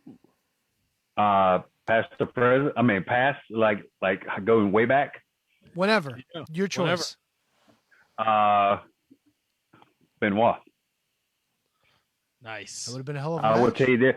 You know, the first time I wrestled Tuco Scorpio, and I'll let you in on this. He put me over about, you know, how good I was. He said, I've only had chemistry like this with two people ever in wrestling. He said, Benoit and Guerrero. Wow. That's an elite company. Yeah. And Guerrero would be on another one too. Benoit and Guerrero. Yeah. They're my two I would love to get in the ring with. That'd be something else to see. CW, anything else before we let you go? This was fantastic. Anything you want to tell the fans, promote anything, please, the floor is yours. Thank you. First, thank you guys for having me. I appreciate it. And I am sorry it took so long to get back to you, but as you know, I was taking a social media break. To everybody that, you know, commented on the Facebook, the chats, and was watching, thank you so much. I had to retire, and thank you for all the 20-some thousand messages I got. And everyone I hold dear, but I'm not done with this wrestling business, and I'm ready to get back. And I hope you still enjoy watching me wrestle, because there will never be another retirement from me. I'm in a good place. I have a good woman, and I get to talk to guys like you on a nightly basis, which I thoroughly enjoy. It makes wrestling even more fun to be back in it. So everybody, thank you 100% from the bottom of my heart. Thank you, CW. Thanks for spending time with us tonight. And anytime you want to come man. back on and shoot the shit, chop it up, promote anything, or just talk wrestling, you're more than welcome to, my friend. 100%. Same here, man. You guys want me back on? We can talk about some other shit and tell stories. Awesome. We're all about it. At ECW Anderson on Twitter and Instagram. Make sure you're following him. Check him out. Support him. Yep. Yeah. How do you do the thing? You do the fingers. There you go. Tupac, man. Fingers. Tupac. Always. For life. Tupac. Yeah. You can do that, or you can flip. You know, it's just playing around. Something like this. Yeah. There you go. Yeah. Perfect. There you go. Exactly. Perfect. Just like that. CW, it's been a pleasure. Thank you so much. Enjoy the rest of your night. We'll talk soon. Have a good night, CW. Thank you. Absolutely. Good night. Thank you, guys. CW Anderson. That was a lot of fun. Completely. Guys. Here he goes. Top 5. There you go. Can I just tell you how freaking lucky we are that we could do something like talk to CW Anderson for, God, well over almost an hour? No, you got to do your left hand for the W. Yeah, that doesn't left? work. I mean, we're kind of reversed in the. Oh shit! And then my fingers just cracked. Stupid ass. when people are watching us on Facebook, are we reversed? No, Like, I don't know. no, because I can read my shirt. See, it says Hammerstone. We're not reversed. We're in like real time. So there's the C and there's the W. Like WC or CW to you? WC. No, W not C. Opposite of C. There you go. That's like C. Oh boy. What a rush. What a rush. We got to talk AEW. We got to talk Kenta. We got to talk MLW. Impact's got No Surrender coming up this week. That's right. New Japan's got some big shows. Whoa. Tony, guess what? What, Matt? Oh no. We got picks this weekend, son. God, I don't even know. What Yeah, pick? NXT Takeover Vengeance, bitch. We're not doing that tonight, Wednesday. are we? I had no idea. No, but we can go over a little bit of the card. Plus, and I don't want to miss it. It's on my notes, and I printed things up. Unfortunately, Butch Reed passed away, so I want to talk a little bit about Butch Reed because I think Hacksaw, Natural, whatever you want to call him, definitely left a stamp on all of us wrestling fans. But what do we usually say? How does this go? I never do this. What do we always say? Back after this. We know you love shopping at Amazon, and we also know you love listening to The Shining Wizards. That's why you're hearing this commercial right now. But were you aware that you could combine the two, do all your shopping, and support the show at the same time? Well, of course you can. Instead of going to Amazon.com, go to Amazon.shiningwizards.com and make your purchases the way you normally would. You're going to get the same great low prices, and a portion of whatever you purchase is going to go to support the Shining Wizards. How great is that? You, by purchasing anything that you normally would anyway, is going to support us. That's a win-win in my book. So from now on, when you shop at Amazon, go to Amazon.shiningwizards.com or click the banner on our website and do all of your shopping with the Shining Wizards. Your recognized symbol of excellence in sports entertainment broadcasting from the current to the way back. Join the Impact player Phil Brea and the Portuguese man of war Chape for the Turnbuckle Throwbacks Wrestling Podcast. Live every week on rantemradio.com. Get all our episodes over at iTunes, Stitcher, TuneIn, Audio Boom, Google Play, ShiningWizardsNetwork.com, and TurnbuckleThrowbacks.com. Are you tired of being told what to think and believe by Hollywood elites and politicians who just don't care about you? Tired of not getting the truth when you watch the news? Tired of trying to figure out what pronoun to use? Tired of mob mentality when all you want to do is think for yourself and make up your own mind? That's where we come in. This is Justin. And Vince. Your host of Inconclusive Breakdown. We are a weekly anti-PC podcast bringing you entertainment and current event news without any spin. If you want to truly stay informed on what's going on in the world, then give us a listen every Sunday, anywhere you get podcasts, at least till Zuckerberg and Twitter Jack deplatform us. And as always, we're proud members of the Shining Wizards Network. Tired of the PC police telling you what you can and cannot say? Want a show that travels back to the 80s and 90s where the badass hosts have beaten down cancel culture on 3 separate occasions and carried on to gloat about it? Since 2013, The Midnight Jury is that show. Travel back to the malls and arcades, pop in your VHS, and join us where the 80s and 90s return from the dead. Conan, tell them where to find us. WLWstudios.com, home of the Midnight Jury podcast hosted by Midnight Mike and Calvin Brody. Also available on all major podcast platforms via the Shining Wizards Network, and join in the conversation on Twitter at Midnight Jury. Horns up! This is Rock from Radioactive Metal. Join Snowy, Kareen, Aaron, and myself right here on the Shining Wizards Network every Friday for your weekly metal fix. We talk to all your favorite artists, cover all the latest metal news, cover all the latest releases, and feature brand new unsigned bands. So sit back, grab a beer, download the latest episode, and always remember, it's not metal unless it's radioactive metal. Good morning, good afternoon, good evening, and good night. My name is Thomas, and what's your name? I'm Alan. Alan. Yeah. We're brothers. That's right. Yeah. Got the mother, same mother and father. Your room was Oh, we share the room. Share the room. We share the room. Thought I knew your face. Yeah, we go way back, mate. Yeah. We should do a podcast then. We have. We do a podcast. We do a podcast. What's it called? The Broadcast. Yeah, that was planned. Yeah. Well, what do we do? Well, we cover all different things in the world of pop culture. We're talking about comic books, we're talking about professional wrestling, and we're talking about movies. Go back and watch classic retro wrestling events, the likes of WWE, WCW, and if you do like that, you can check us out on Apple iTunes, also on Podbean, Anchor, and on Podknife. Also check us out on Twitter at The Broadcast. That's BROKAST. Nearly stuffed up the ending. No, it's all right. Good on you. Yeah. Instagram also at The Broadcast Podcast. Remember, we don't spell it with a C. We spell it with a K. Salute, mate. Take it easy.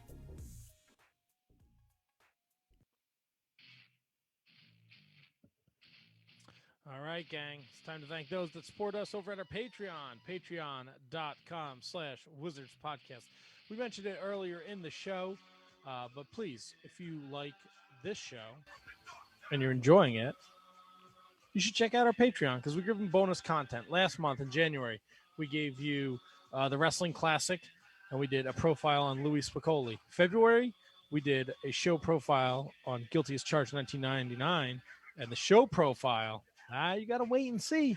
You got to sign up to the Patreon, the $3 tier, and you'll get that. Plus, you get a monthly watch-along. Last month, me and my wife, who is not a wrestling fan, watched the Yokozuna-Undertaker casket match. Tony's done Saturday Night's Main Events. Kevin has done WCW Cruiserweight Battle Royals. It is so much fun. And when you join the Patreon, now, Tony, I apologize if I speak out of turn, but you get access to all this, no? Every single episode now and all the way to the past. All of it is yours. It's all for you. So it's extra content, and we're trying to give more to those that support us. So it starts as little as $1 a month. $3, I think, is the best bet because you get the watch-alongs, and we promote you. If you got a couple extra shekels, the $10 and the $20 tiers get you boxes of wizardry, minimum 3 months. And I sent those boxes out today, and those people are going to be very happy with their contents. T-shirts, DVDs, exclusive pins from Extreme Collector, Violent Miracle, beer koozies from Cheap Shop Parties, stickers from Jedi Jack Yeti, IVP video DVDs, all small businesses that support the wrestling community. We support them, and that's the stuff we give to you. Once in a while, you get a shitty WWE thing in there, but, you know, whatever. It's the luck of the draw. Or maybe you get some cool TNA trading cards from, like, 2010, right? That's cool. Who wants those? I do. 2 thumbs up. What? I'm not going to lie. I get them, and I always open one pack because I want to see what we're giving away. And sometimes they're gems. I pulled a Matt Morgan autograph in one of the packs. That's awesome. That's awesome. So check it out over at patreon.com/Wizards Podcast. Kathy Hummer, the queen of the Shining Wizards, not to be outflanked by her king, Mr. Manny Carazzo. Danny and Anthony Rusinello, the AOP of the SWP. Ryan Arthur over at elementary.com. It's a local brewery here in North Jersey. If you're looking to support local business, check out elementary.com. That's ALEMENTARY.com. Let's get that Shining Wizards ale. That's right. Well, if he keeps trying to book weird guests on the show, he's going to make it. Wait, he's booking guests now? He sent me a link to a dude that wrestles in Utah. His name is Tombstone Jesus. Yo. I'm already on it. Nick Stapp, a.k.a. CPA, the formerly known as CPA, posted something about Tombstone Jesus. I am all aboard on Tombstone Jesus. So props to Ryan Arthur for sending that my way. I think he sent it yesterday. Sean Toe, Sean Calejo, Brett Simonello. What do you hear? What do you say? Catherine Hensler over at OnDeckIC.com. Yes, Catherine, Kevin. That's her shoot name. She's over at OnDeckIC.com. She's also part of the Wednesday night show, and she does a podcast with Kevin Gill, What's Good Pro Wrestling. Check that out. Matt Garifo, no relationship to the K. J. G. What is this Catherine nonsense? Maddie Mellinger, Christine Friesendorf, Mark Parloni. Mark, happy birthday. Happy birthday, man. Kenny Hossey, Mr. Scott Strinkmore. He's in the Facebook chat, I think, chatting it up. Sure is. He's the Yoshi expert, and he has his finger on the pulse of this AEW Women's Eliminator Tournament. Jay Kopp, the Big Coppa Pump over at the Turnbuckle Throwbacks, the only reason to check out that show. Ichiban, Jay Kopp. Thomas Kopp's the Mott Spock. Yes. Michael Hammond. David Henry Bauer III, his pal Antonio Hosserman makes experimental music at harvestmanrecords.bandcamp.com.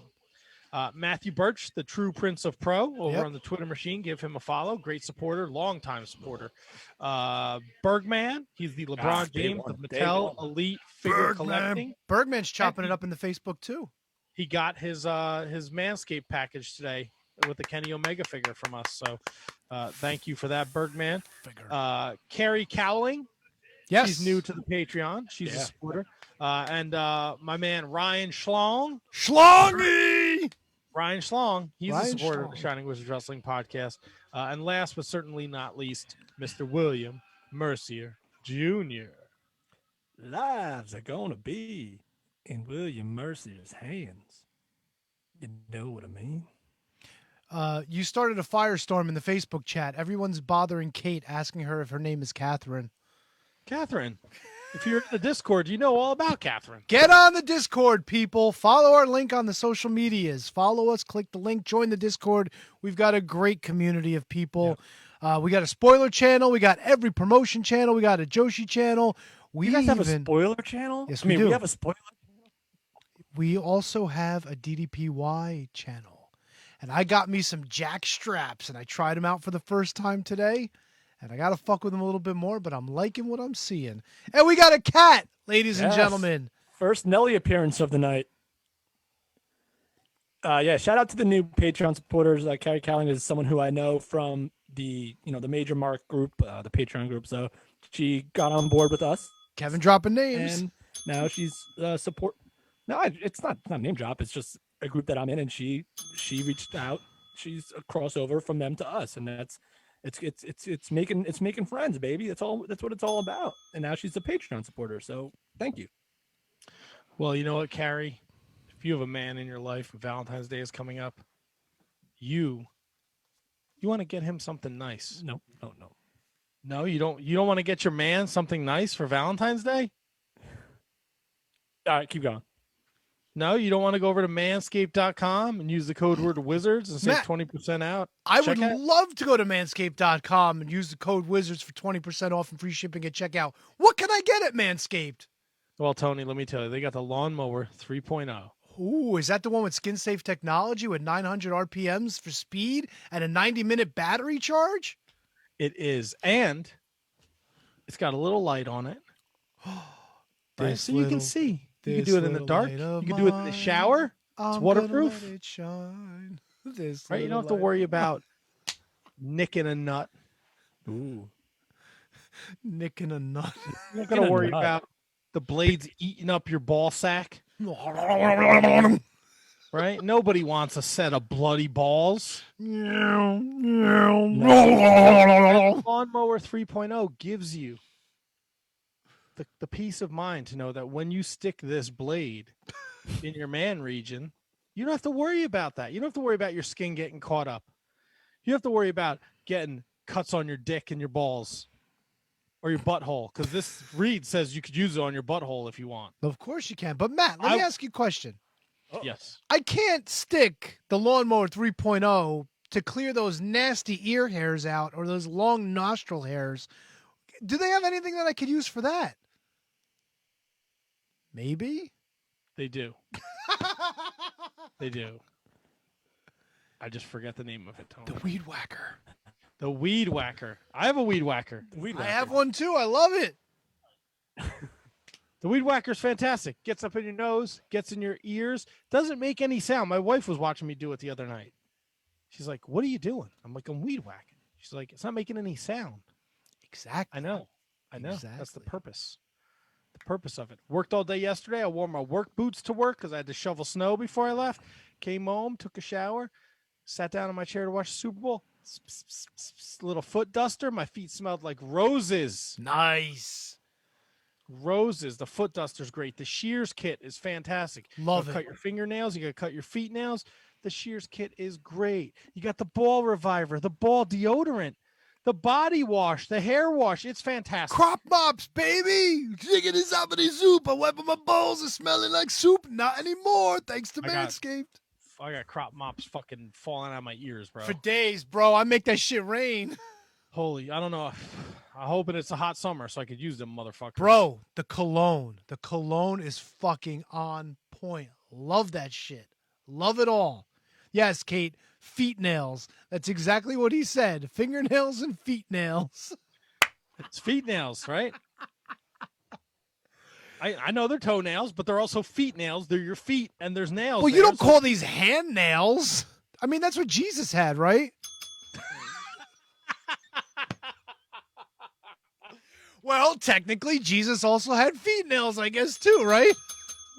Those are more like ankle nails, right? Feet nails. And look, it's not too soon, okay? If you go to manscaped.com, put that code word Wizards in, free shipping, 20% off. Maybe you get it in time for Valentine's. If not, you could be like a 12-year-old girl who celebrates her goddamn birthday all fucking month, and you could give it as an extended Valentine's Day gift and tell them, shave your balls. You can stick it in my balloon knot. I don't care. But don't forget, if you miss Valentine's Day, March 14th is Steak and BJ Day. What better present for a BJ than to shave your nuts? There you go. Steak and BJ Day. You never heard of this? Tell me that's not. Did they send that to us, or is that just you going? That's next month's copy. I got an advanced read. Okay, all right. So go to manscaped.com. Use the code word Wizards. Save 20% at checkout and get free shipping. Your balls and your partner will thank you because you want to have stinky balls. You'll be good. Put your balls in our court. Use code Wizards. Save 20% in free shipping. There it is. That's how you All right. That's how you do it. C.W. Anderson had a great time on the show. Good. We had a great time having him. That was an awesome interview. Be sure to follow him at ECW Anderson on Twitter and Instagram. He's getting back in the wrestling business, so that's cool. We got a little dark there with some topics, but overall it was fun. I'm glad he didn't kill himself because that was, he kind of just dropped that on you after talking to him for 40 minutes. Wait, I missed that part. He said he wanted to kill himself? Yep. And then he said he had to go walk his dog. He also said he wanted to kill Mike Awesome, so, No, he didn't say that. He said he just wished that he would be gone, right? Well, you have to listen back to the interview. If you missed it, download that shit. Look at you. Spotify, iTunes, DTS. Google Play. Download that shit. What are we? Amazon? What else are we on? iHeartRadio. Google Play, Amazons, and we're everywhere. Matt shooing his cat away. Get out of here, pussy. Nelly is like relentless, man, tonight. She's being weird. I'm telling you, it's something about podcasts that just flock cats to it. Stay away. The problem is she wants to lay over everything. There's a lot going on here. I can't have her laying all over everything. Johnny Wizards Wrestling Podcasts. All right. So, huge week in wrestling, right? We come out of the Royal Rumble last week. We're all like fucking frazzled. We're told who's going to Royal Rumble, who's going to WrestleMania, what's going on at the Elimination Chamber. Edge is on Raw. He's on NXT. He's on SmackDown. That's right. Fucking our brains are exploding. It's Beach Break on AEW. Fucking Shaq. Oh my God. Crazy Town USA, right? That's it. But then I'm Shaq guy. The coup de grace. The greatest thing I've ever seen happen. Uh-oh. One of the. I was so excited for this. My heart is just full of joy for this. Kenta shows up at the end of AEW Dynamite. The seeds are planted. The backstage promo after with Kenny Omega where he's mentioning Switchblade to Jay White. Kenta's telling him to fuck off. I'm not your friend. Tama Tonga saying that's the fake Bullet Club in America. This is the real Bullet Club in Japan. So many things are happening. I can't wait to see the results of this.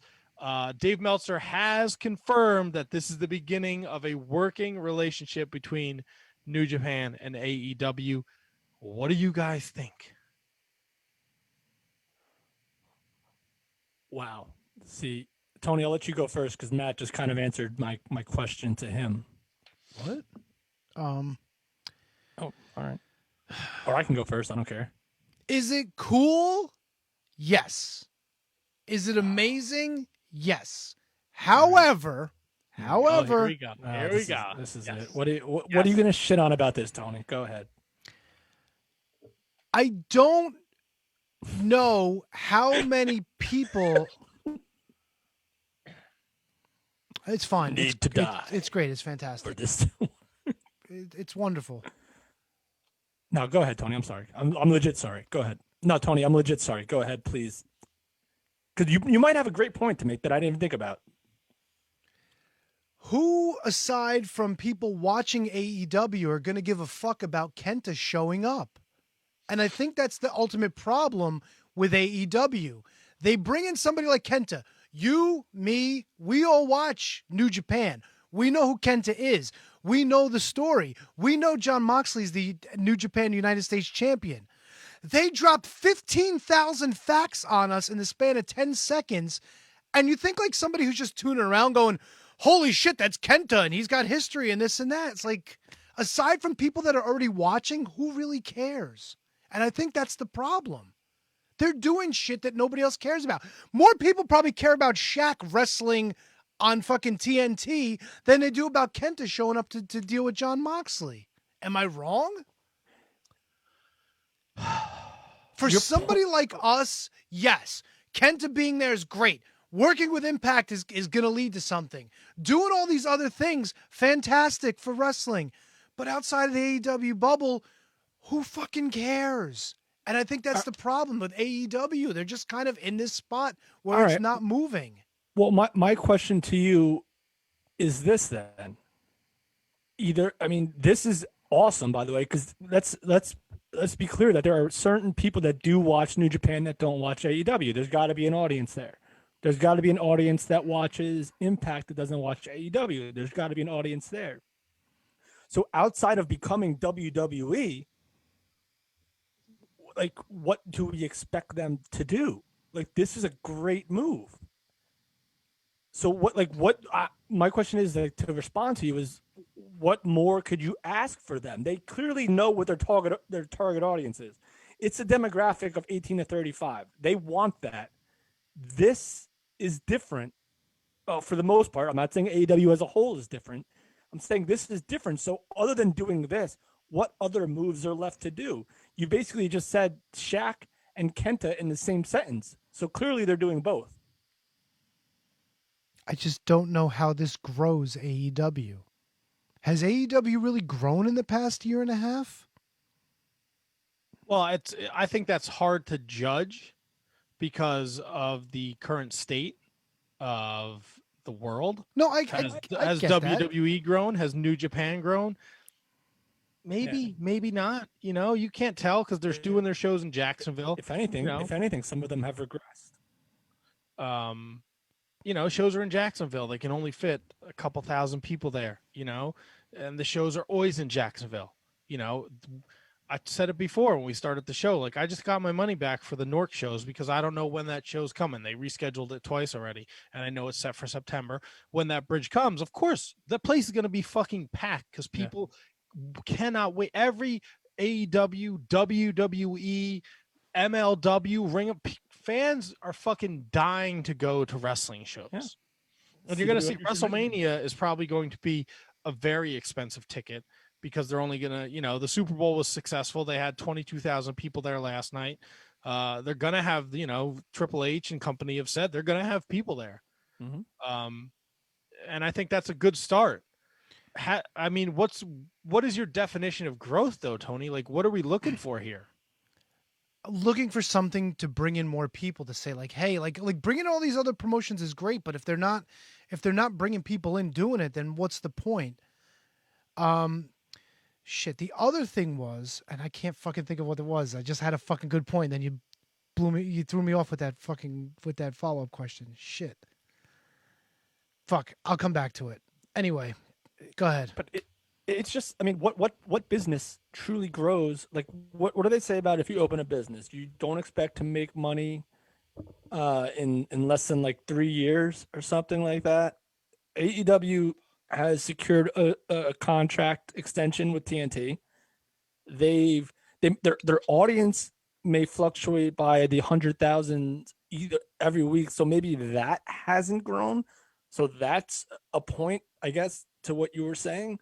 No, here's the other point. No, stop. Here's the other point. They bring Kenta in. why is it that we got to get caught up to speed in like 10 seconds on Kenta? To your point that some people might not know who he is. So then why are we doing this then? Some people might, not all. It's just weird. Like there's no background. Like all of a sudden it's like, oh, Jon Moxley, AEW World Champion. No, New Japan United States Champion. People, what? No, what? Right. So let me ask you this, Tony. What is the negative? It might not be a positive, but what is the negative? The negative is like you just drop this fucking story in with like nothing to back it up. It's just like, oh, Kenta's here because he wants this title that we don't even know Jon Moxley has. You don't think it's a little odd? But again, to your point, if people are already watching, they know that. You know what I'm saying? Like, listen, Tony, I get it. You're right. You're not wrong at all, and in terms of growth. But this is a great thing to me. If what Matt said is 100% true, and Meltzer confirmed it, that if this is the beginning of a relationship with New Japan and AEW, and you still have Impact in the mix, there's audiences to be had here, I think. I mean, Matt, am I crazy here, or is No, this I don't thing? think I don't think you're crazy at all. First of all, Kenta has name recognition in the internet wrestling community, and that's the fan base that AEW is aiming for. They're aiming for the old Ring of Honor fans, who long for the days of the Daniel Bryans, the Seth Rollins, the Samoa Joes, the CM Punks. All right, Kenta made his name from there. Don't forget, Kenta was in NXT too. Yep. All right, and just because you called him Hideo Itami doesn't mean people didn't know who he was. The AEW fan base and the NXT fan base, I think they're the same people. The same people watch both shows. Yeah. And they just pick and choose when they want to watch it. Sure. You don't, unless you have like a 2 TV setup or you're doing a computer and a regular TV, like you can watch both at the same time. But even then, I don't know how closely you're paying attention. Thirdly, in this day and age with social media, I mean, Wednesday night we did the show, and in an hour and a half after, they dropped this Kenny Omega Kenta thing backstage. It's already at 2.3, 23,000 views or something ridiculous. Like an hour and a half after the show, people are watching. People are in tune with what's going on in social media. I say it all the time. I don't watch Raw. Yeah. If I see a clip on social media, I won't invest the 3 hours to watch Raw, but I'll watch the clip. Right. Now, does that translate into more people tuning in next week? Maybe. Kenta's going to wrestle on AEW. Wednesday night on Dynamite, you had an NWA contracted person wrestle, Thunder Rosa. You had Impact's tag team champions were on your show, the Good Brothers. You had a New Japan contracted wrestler on your show. I mean, it's a home run. They're setting out, I think, to change the way the wrestling business works. And to C.W. Anderson's point, I'm not saying we will ever see a territory system, but this might be a sample size of it. Yeah. You don't have to move 6 guys. You don't have to do an invasion. Like taking Private Party and making them the tag team that's going to Impact is awesome. Because they're not doing anything in AEW, and it gives them the rub, and they get to work with the tag team champions in Impact, and they get to work with James Storm and Chris Sabin, and they're involved over there. And they have Matt Hardy with them. That makes sense. Kenta, Jon Moxley thing. We saw the Moxley video at Wrestle Kingdom. We saw Moxley attack him on the New Japan show, the New Japan Strong show 2 weeks ago. This stuff has been set up months ago because they can't tape in Los Angeles. So this is all taped stuff. Yeah, and I love the point that you just made, Matt, where like they might be looking to change how things are done. And once NWA started, that to me like triggered, and we actually talked about this a while, the 3 of us, that the territory system is not completely obsolete. It could happen again with social media, and I think it's been happening for a while. So to me, there's absolutely no negative. Did you hear the reaction that Kenta got when he showed up? Like, even though there was like 1,000 people there, you could hear him, and it was pretty damn cool. So this is, to me, there's no downside to this for us. Now, to Tony's point, Will they break 1 million views next week? I don't know. Probably not. But to me, there's still absolutely no downside whatsoever. And it's just cool to see as a fan. So, and Tony, there's something to be said for keeping the fans that you already have interested to watch every week. My only concern, and history shows, anytime promotions start to work together, never works out. Now, I know it's different. Territory system's gone.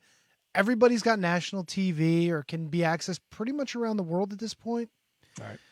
But ultimately, the problem is, if I'm an Impact fan, I like to watch Impact. I like the talent that's there. I like the guys that's there. I like their production. I like the way they do things. Maybe I don't like AEW.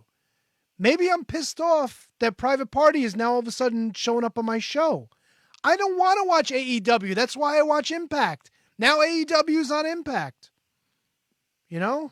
I mean, and I'm not saying people are going to tune out because Kenta shows up, because a lot of people have been showing up on AEW because they're a growing company and they're trying to bring in talent, and I get that, and that's important, and they want to build these guys up. But if that's what I like, and now all of a sudden these people are showing up, it's like I don't want to watch it anymore. It's kind of like WCW showing up on Raw. It's like, all right, great. I like WWF. I don't like WCW. Why are these guys on my TV all of a sudden? You know? That's 100% a fair point, because sometimes you watch the other show because it doesn't have anything to do with and it's got nothing to do with my opinion of AEW, Impact, Ring of Honor, nothing. But if Ring of Honor is my bowl of soup, I don't want the AEW crackers in my soup. You know what I'm saying? No, Tony, that's a point that I didn't think of. Sometimes you just watch the show because you like the show the way it is. Yeah. Like Matt's porridge has plenty of spoons, and I'm sure every promotion's got a spoon. Maybe right. Tony don't need that. Every promotion. What? Almost every promotion. All right. Well, fine. We'll leave a couple of them out. We know you don't like AEW. But but maybe Tony just likes to have a little MLW spoon in here, which may be fucking in the garbage after this week's Who show. knows why you want that spoon in your fucking porridge? It's like putting a fucking lemon in a cup of tea with milk in it. Jesus Christ. Look at how many people disappeared when WCW disappeared. Millions of wrestling fans just fucking stopped watching. There's been a lot of debunking of that too, though. I don't know if it's necessarily debunking, but let's look at numbers. Let's look at numbers even 5 years later, as opposed to what they were in 2000, or even 99 or 98, when the fucking business was super hot. Yeah, because people grew out of it. They grew out of I grew out of it. I stopped watching wrestling. Yeah. See, and Matt, that's another great point. Is that if you like a show because it's not the other shows, at some point you might get tired of watching that show. Right. And look, like people love. Oh, sorry, Kev. No, it's fine. And like everyone knows, like if you watch like an episodic sitcom, the later seasons tend to fall off. So if you're watching like a wrestling show, and you may love it and you may watch that because that's your show, they may run the risk of losing you at some point because it's the only thing you watch. And once you get tired of that show, you might move on. So why not incorporate a new story into said show, like an AEW influx or a New Japan influx to AEW? It's just being creative. It's just pushing the envelope. It's just doing something new to make sure that the people that you have ensconced in your show don't leave, because that happens. All right, well then let me ask you this. Oh, lay it on me, big boy. Do you think that this is too much at once? No. Really? No, I don't think so. If Impact's ratings are up, they're getting more viewers. I think this New Japan move with Kenta may also be a business move because the Roku channel starts this Thursday. I saw that. So I'm sure that's going to be put over Wednesday night on Dynamite, which is not a bad thing. And using Kenta, it's not a bad thing. It's a good thing. That's right. Using Kenta to transition people into checking it out is not a bad move. What is too much? I'm sorry. The days of just two wrestling companies are gone. Like, I don't know anyone who just watches one product. I'm sure there's people out there, but I don't know one wrestling fan that just watches WWE or AEW or New Japan. I don't. Take a look at a guy like C.W. Anderson. He's a guy that's into old school wrestling. Something like NWA, probably in his wheelhouse. Ring of Honor, probably in his wheelhouse. He said he's not crazy about AEW. But he didn't say he didn't watch AEW. I mean, that's a fair point. So, like, look, I'm not crazy about the WWE product, but I'm not going to sit here and tell you, like, Edge is a bad wrestler. The prospect of Edge versus Finn Balor at WrestleMania is not interesting. Is that where they're going? They have yet to say where they're going. And to Edge's credit, he came out. He said, if I'm coming back, I'm not coming back as a part-timer. I will be there every week. And he was on Raw, NXT, and SmackDown this week, and he still didn't give an answer. Man, you think you know him. Jesus.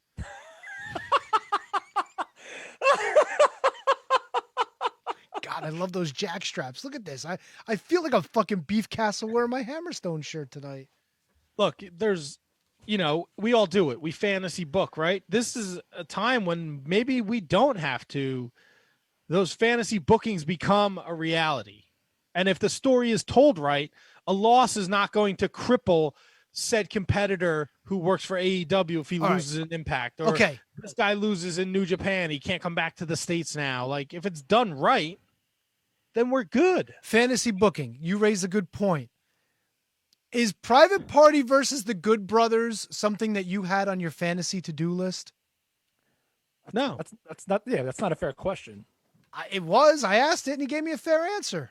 But Private Party is not doing anything in AEW, right? Yeah, for the most part. The Impact tag division is desperately in need of tag teams. Right? The North is gone. Yeah.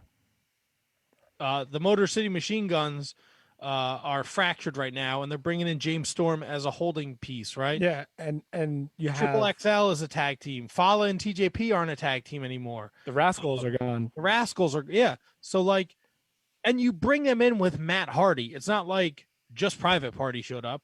Matt Hardy, who has a storied history in Impact. It makes sense. Yeah, that's a solid move.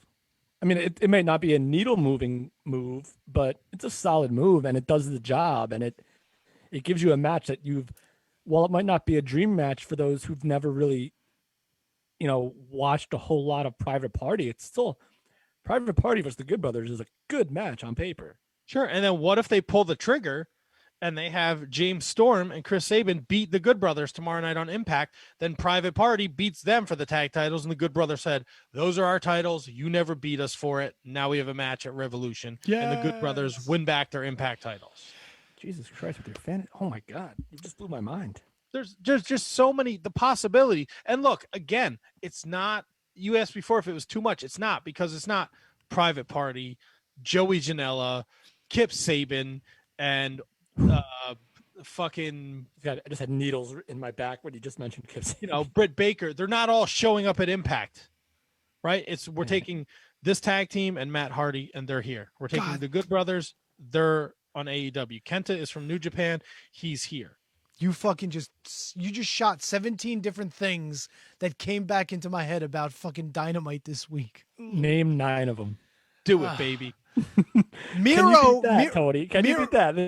Who could Matt? Let's play. Who can you beat that? Can we name 9 of the things that Tony just thought about Impact? Miro could be the smartest man on the fucking roster, except the dummy didn't check the cake. Always check the fucking cake, stupid.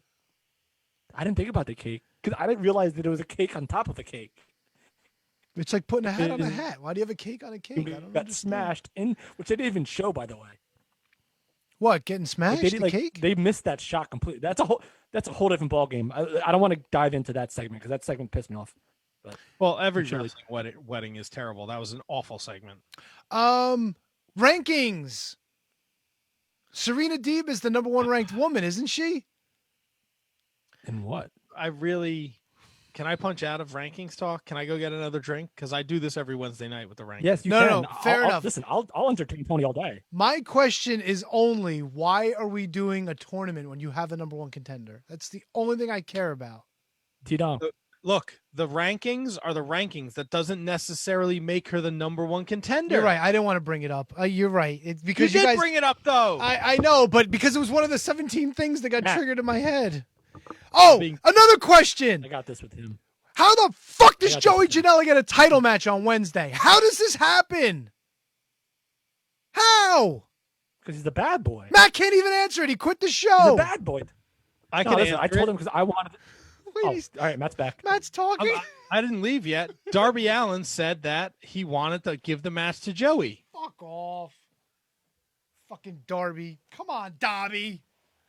Come on, dude. Now I'm going to go get a drink so you can file any other complaints with Kevin. All right. So, T-Donk, let me pick your brain real quick. First of all, when you but I don't want to spend an hour talking about AEW. I feel like we do it every week and it's the same nonsense. How long do you think Matt's going to be gone?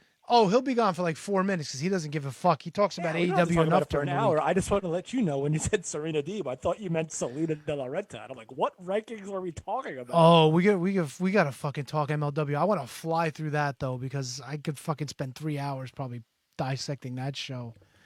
Tony, what was your favorite part of the CW Anderson interview? All of it. It was all good, right? All of it. He was fucking amazing. Amazing. I joke about top 5, but the bombs that he dropped and the stuff like that was pretty out, as you would say, or as your boy would say, outlandish. But and the thing is, like he said, he wants to come back and tell stories. Anytime any of our guests want to come back and tell us stories, I'm down, dude. I love story time. Absolutely. I love story time. Let's dive into AEW because Matt does it enough on the post game show with Catherine, I guess is what we're calling her now, and Aunt Money. Ooh, are you burping? Did Kevin just burp? Dude, I discovered a new beverage. I wolf yetted it. Wait, what's the new beverage? It's a truly hard seltzer, but it's a truly hard like iced tea seltzer. Oh, so it's seltzer. No, it's incredible. It's terrible. seltzer, same nutritional products, only like 1 gram of sugar, 1% sugar, but it has a hint of tea in it. So it's like twisted tea, but no sugar. Ugh. So sounds horrid. Absolutely no calories. It's incredible. And Matt's coming back. He's like, "What?" So the hold fuck on. Are You had this laundry list of bullshit you want to talk about in AEW. I went downstairs and got a drink, and you're talking about drinks with no sugar in them. Yeah, because I decided I don't want to talk about AEW, dude. We could fucking spend an hour. Yeah, I know. Matt loves spending 5 hours talking about a 2-hour show on Wednesdays, so I'll save that for him. Yeah, we kind of lost our train of thought. Okay, fair enough. Whatever. I like AEW. I enjoy being the elite a lot, except for the Good Brothers stuff. This week they were fucking way over the line, dude. It was bad, fucking real bad. Hey, you're gonna fuck my grandmother? Get the fuck out of here. What's wrong with you? Says the guy who said some pretty outlandish shit on the show. Yeah, but people come here and they expect that. I'm watching Be the Elite. You know what's nice? Chris Statlander. She was singing a nice song. To Orange Cassidy. I know, because she's dumb, because she's an alien. She doesn't understand. But it was a sweet song. Like, this is how we'll never get. She's dumb. This is how we'll not. Oh my god. What? You want to? Oh, we can't book the girl from the Andromeda Galaxy? Fuck off. This is how we'll never get a guest from AEW, because Tony thinks aliens are dumb. That's exactly why we don't get guests from AEW, Matt. Can we write this down? This is at 2 hours and what? 8 minutes? I mean, it doesn't help. Have you listened? I'm not saying it's dumb, Kevin. Most of the shit on this show doesn't help us. Dude, it was really funny. Half the guys were giving the Valentine's cards to Wardlow. All of them did, except for 5. And 5 gave his to Adam Page, and that fucker Matt Hardy ruined it for him. Well, 5 he saw the stars when he was looking at Adam Page. He couldn't find the words. You know what I Say, liked? I want to give you this card. You know what the best was? He turns on him on the way out. He's like, "Oh, by the way, fuck off." And they just kind of looked at each other. Dude, good shit. And Marco Stunt, yo, my man's got some fucking anger problems. That little fucker was yelling a lot. Sounds like you when Kevin does his top 5 list. Speaking of, why don't we just get right in? No. We're not getting right into it. We still got to talk about MLW. We got a lot to talk about. Being the Elite was fun. I like the sophomoric hijinks of the Good Brothers. Although the first segment was a bit much. The other one in the hallway where Luke Gallows starts talking and Carl Anderson just is like, I have to leave because I'm laughing too hard. I thought that was funny. Yeah. If the Good Brothers never appeared on Be the Elite again, I'd be a very happy Tony. So there you go. All right, what else we got? Come on, spoons in the porridge. What do you mean, what else we got? I don't know. The WWE released Lars Sullivan and Steve Cutler. That's right. They gone. Okay. Rumor is, now I don't know, I can't confirm or deny this, but the rumor going around is Vince was heated because Steve Cutler was at a New Year's Eve party, and then him and his girlfriend, Impact Women's Champion Deonna Purrazzo, both got COVID. God damn it! Now, I don't think that's why he got released, but who knows in COVID age. Whatever. But I think Lars Sullivan said he's done with wrestling. It's a wrap. I thought the story was that he quit. It wasn't exactly clear. I think it was one of those situations where he's like, I'm done. And they're like, yeah, all right, go ahead. Leave. Yeah. One way or the other, he was granted his release. Something like he that. Gone. Whatever. Yeah, Steve Cutler, I can't imagine it's because of that, but it's probably just because there might be. I've also read rumors and innuendo that more cuts are coming anyway. So I'm surprised they didn't that give time of year. I'm surprised they didn't give Lars Sullivan a Mr. Garrison gimmick.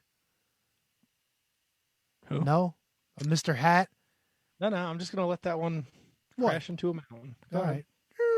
All right. The people who know. That's right. WWE Network continues to put out excellent content. They put out they're a fucking whore. They put out. And they're going to be releasing Steve Austin's Broken Skull sessions with Sasha Banks after the Elimination Chamber. So if you're into those shows, I watched the APA Untold last night. It was pretty good. I didn't get a chance to see it yet. Oh, they did an Untold? I just thought they released the best of. No, it was an Untold. Ooh. They are saying that Cesaro has either signed or verbally agreed to a new WWE contract. 5 years? I thought that's what I had heard. I could be mistaken. I don't have a number here. That's all right. He resigned, so that's all you need. Yes, that's all the people need to know. And they have apparently signed that big dude, former football player Parker Bordeaux. I don't know if I'm saying his last name right. Probably. He looks like a baby Brock Lesnar. I saw a picture circulating of him with, I don't know if this was on NXT or not, of him with Scarlett? Eve. Oh, No, Eve. That's right. Yeah. I don't know what that's from. I don't know if that was on NXT this past Wednesday or not, but that dude, say what you want about his resemblance to Brock Lesnar. I don't care if Brock Lesnar never existed. I've never seen this guy work, but that dude's going to be a freaking star. Probably. And with Eve with him, if that's the case, she should have been a star a long time ago, despite her, maybe not a wrestling star, but she should have been a star a long time ago. And that's gonna be money. Nelly, where are you going? Yeah, Nelly. Nelly, what the fuck? Well, she climbed the cat tree, and now she's on top of the cat gate that prevents her from leaving. And so let her leave. I'm not getting up. If she can get over, she can get back in. That's it. So wait, she jumped over the cat tree onto the cat gate? gate? Now she's standing on top of the baby gate now. Riveting stuff here. Yep. Flexible Nelly. Sorry. Yeah, No, don't let her portly figure fool you. She can jump. She's got that portly figure. No surrenders this weekend for Impact Wrestling, their Impact special. And tomorrow night is a jam-packed show of Impact Wrestling. They announced Trey Miguel, Josh Alexander, Willie Mack, and Suicide against Chris Bay, Ace Austin, Blake Christian, and Davari, Nice. plus the contract signing for Rich Swann against Tommy Dreamer. ODB returns to the ring to take on Kimberly. Kiera Hogan takes on Nevia, and Cousin Jake gives an answer as if he will join Eric Young's Violent by Design. And Nelly is out and free. She has escaped. Riveting. I mean, it's a good show, man. Like that, the Jake something, or not Jake something, Cousin Jake. Well, it's the same guy, but Cousin Jake on Impact. I kind of think he's gonna go with him, man. I don't know why. Really? I feel like this Violent by Design has. Yeah, I don't know why. I'm probably wrong, but to me, like, it just makes sense. Like, you don't always need to have, a split be a split. Let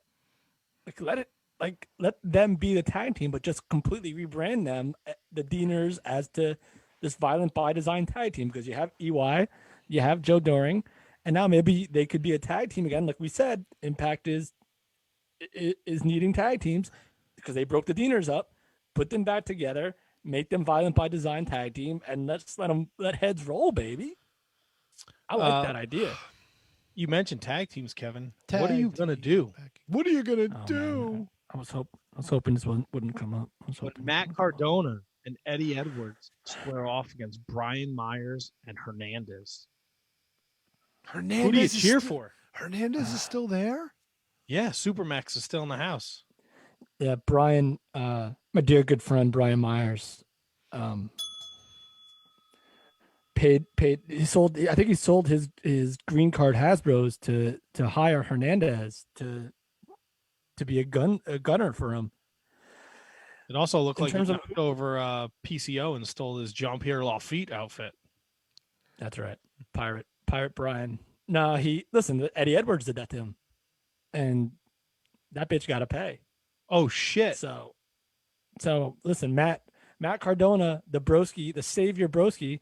He says he's always ready. I feel like he's always rescuing. Like he's rescued like 8 guys. Like Matt, I love you, buddy, but I'm sorry, man. It's the most professional wrestler's time, man. Would you say Matt Cardona is Captain Save a Ho? I don't know what that means. He's always saving a hoe. Oh, he's saving a dude. Maybe dudes are hoes too, I guess. Dudes can be hoes. That's true. It's a good point. Yeah, so Captain Save a Ho. Hosky, if you will. Hosky broski, baby. That's it. Wasn't that his song? Yeah, that's right. Yeah, You're Hosky. Hosky. Yeah, that's right. Look at you, Matt. Look, I read a lot, okay? Yeah, so I'm excited. Both these guys are getting a shot in Impact, and I'm Team Myers all day, every day. All right. Sorry, broski. Over in the New Japan world this week, 2 big shows. Wednesday night, Hiromu Takahashi defends his IWGP Junior Heavyweight Championship against Cho, and Guerrillas of Destiny defend the IWGP Tag Team Championships against Dangerous Techers, Zack Sabre Jr. and Tai Chi. That'll be Wednesday. Night 2, the Never Openweight 6-man titles are on the line as Big Tom, who got his dick kicked in by Jay White again, Hiroki Goto, who is a dirty, no-good son of a bitch, and Yoshihashi, who, for some ungodly reason, the New Japan officials just let him sit in the crowd and then cross over the barrier and attack Jay White. Fuck Jay White. Fuck you. All right, they defend their never openweight titles against Jay White and the Guerrillas of Destiny in night 2. So we're going to have new champions there. And then Tony's fuckboy, Kota Ibushi, defends his title against Sonata, and that's Thursday. So Thursday morning, and then the Wednesday show will be Wednesday morning. And that'll lead us into the New Japan Cup in March. So there's that. Those are 2 good shows. I look forward to watching them this week.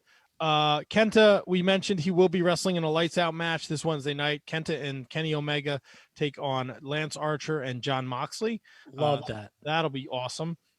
New Japan's on the Roku TV Thursdays starting at 5 p.m. So that'll be cool. What else we got? Ring of Honor. Jay Lethal's re-signed with the company. So that's awesome. Killer interview. He had a killer interview, by the way, with Front Row Material last week. Check it out. He was on their Twitch channel, right? Very good stuff. Ring of Honor TV was awesome this week. I watched it before I did the show. They repackaged Cheeseburger. What is he, the big CB now? He's the world famous CB. The world famous CB, that's it. great. Look, he's a crazy dude, man. Ring of Honor TV is arguably the best hour of TV. They do such a great job with these videos beforehand to introduce you to these characters and make you care about the match. He had a match with Tracy Williams. He actually managed to get Tracy Williams to use his rope break 3 times, but in the end, Tracy Williams got the win. And then the main event was PCO, Brody King, and the Briscoes against the Faction Ingrenobles. But because Kenny King was not there because he had COVID, because of the stuff that happened at Final Battle when they taped this, Flip Gordon was their tag partner, but they let Flip get the dog shit beat out of him. Roosh and Dragging Lee and Bestia. And this was just a fucking unbelievable brawl, and they told a great story. Definitely worth checking out. Ring of Honor TV, my favorite hour of TV. NXT pay-per-view this weekend. We talked about it. Right now, this is what we have, ladies and gentlemen. Finn Balor defends the NXT Championship against Pete Dunne. Where's my matches here? It will be Dakota Kai and Raquel Gonzalez against either Ember Moon and Shotzi Blackheart or Candice LeRae and Indy Hartwell in the women's Dusty Rhodes Classic. The winners will receive a future WWE Women's Tag Team title shot. All right. The men's classic is a little more muddy. There's 4 teams left. It's MSK, which is the Rascals. And they're facing Raul Mendoza and Joaquin Wilde, who are Legado del Fantasma.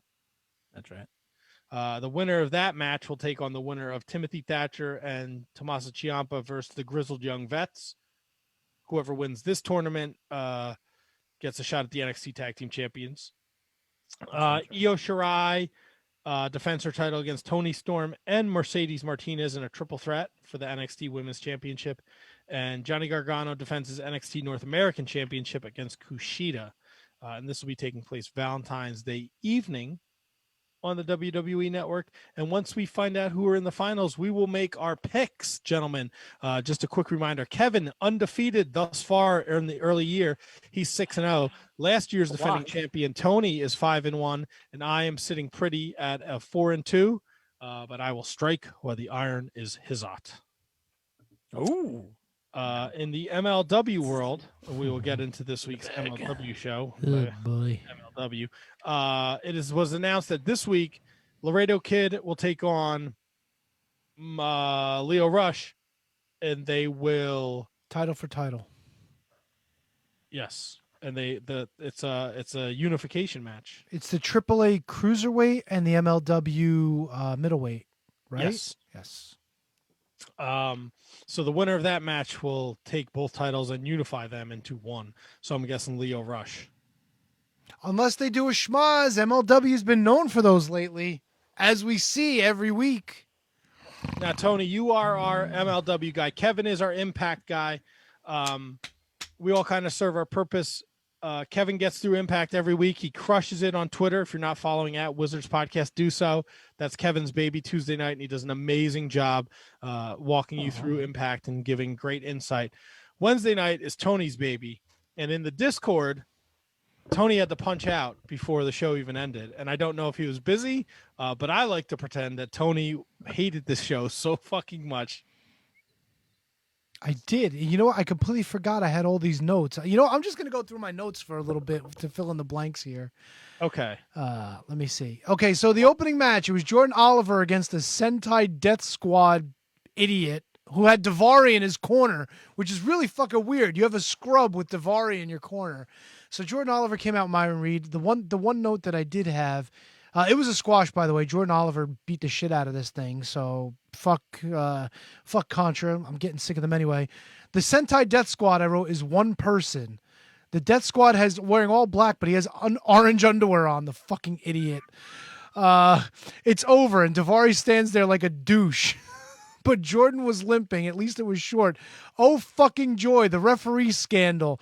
SI broke the news? No. Some asshat sent an article to SI.com and they ran with it. Yeah, I don't know, man. I don't know what the fuck this referee's name is, but Matt touched on it last week. This was dog shit. Tim Donaghy. He got in trouble for fucking betting on games like 20 years ago. Who gives a fuck? I don't give a fuck.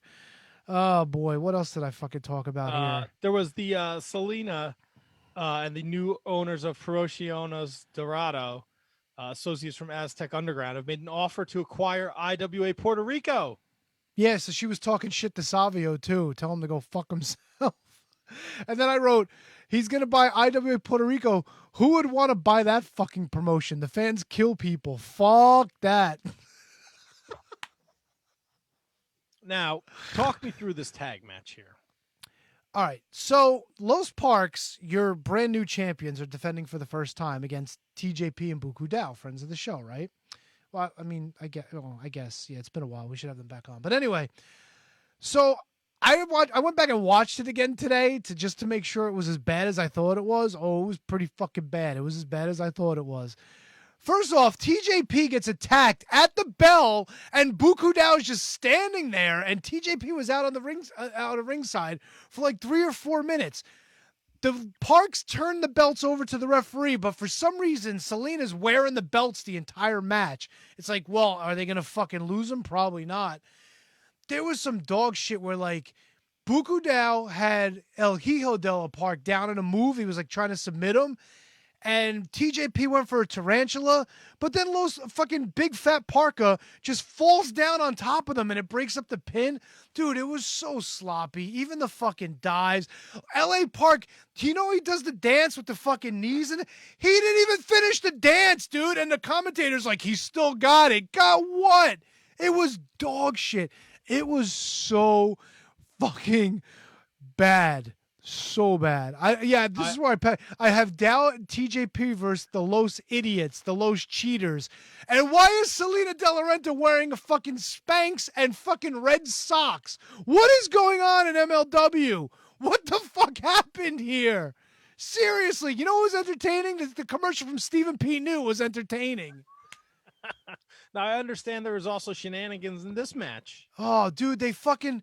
Here's what I don't get. The Parks are winning, and they still pull the fucking switcheroo with the skinny Park because you can't switch anything else from L.A. Pork because he's so fucking big.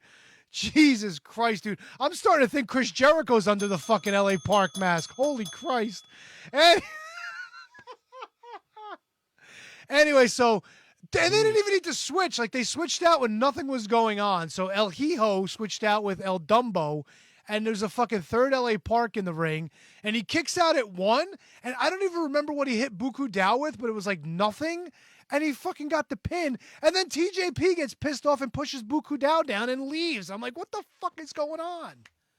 Bad match, bad stories. I don't know what the fuck they were trying to do, but this is a big fat F for me. Now, Tony, let me ask you a question. Your excitement on the Filthy Island show. Okay. Scale of 1 to 10. You know what? You should be excited because they announced what the main event's going to be. It's going to be your boy King Mo taking on the guy he's been fucking calling out all these weeks. Low-key.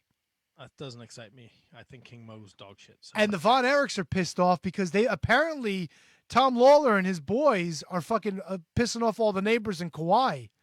So maybe the Von Erichs are going to show up. They said they're going to show up.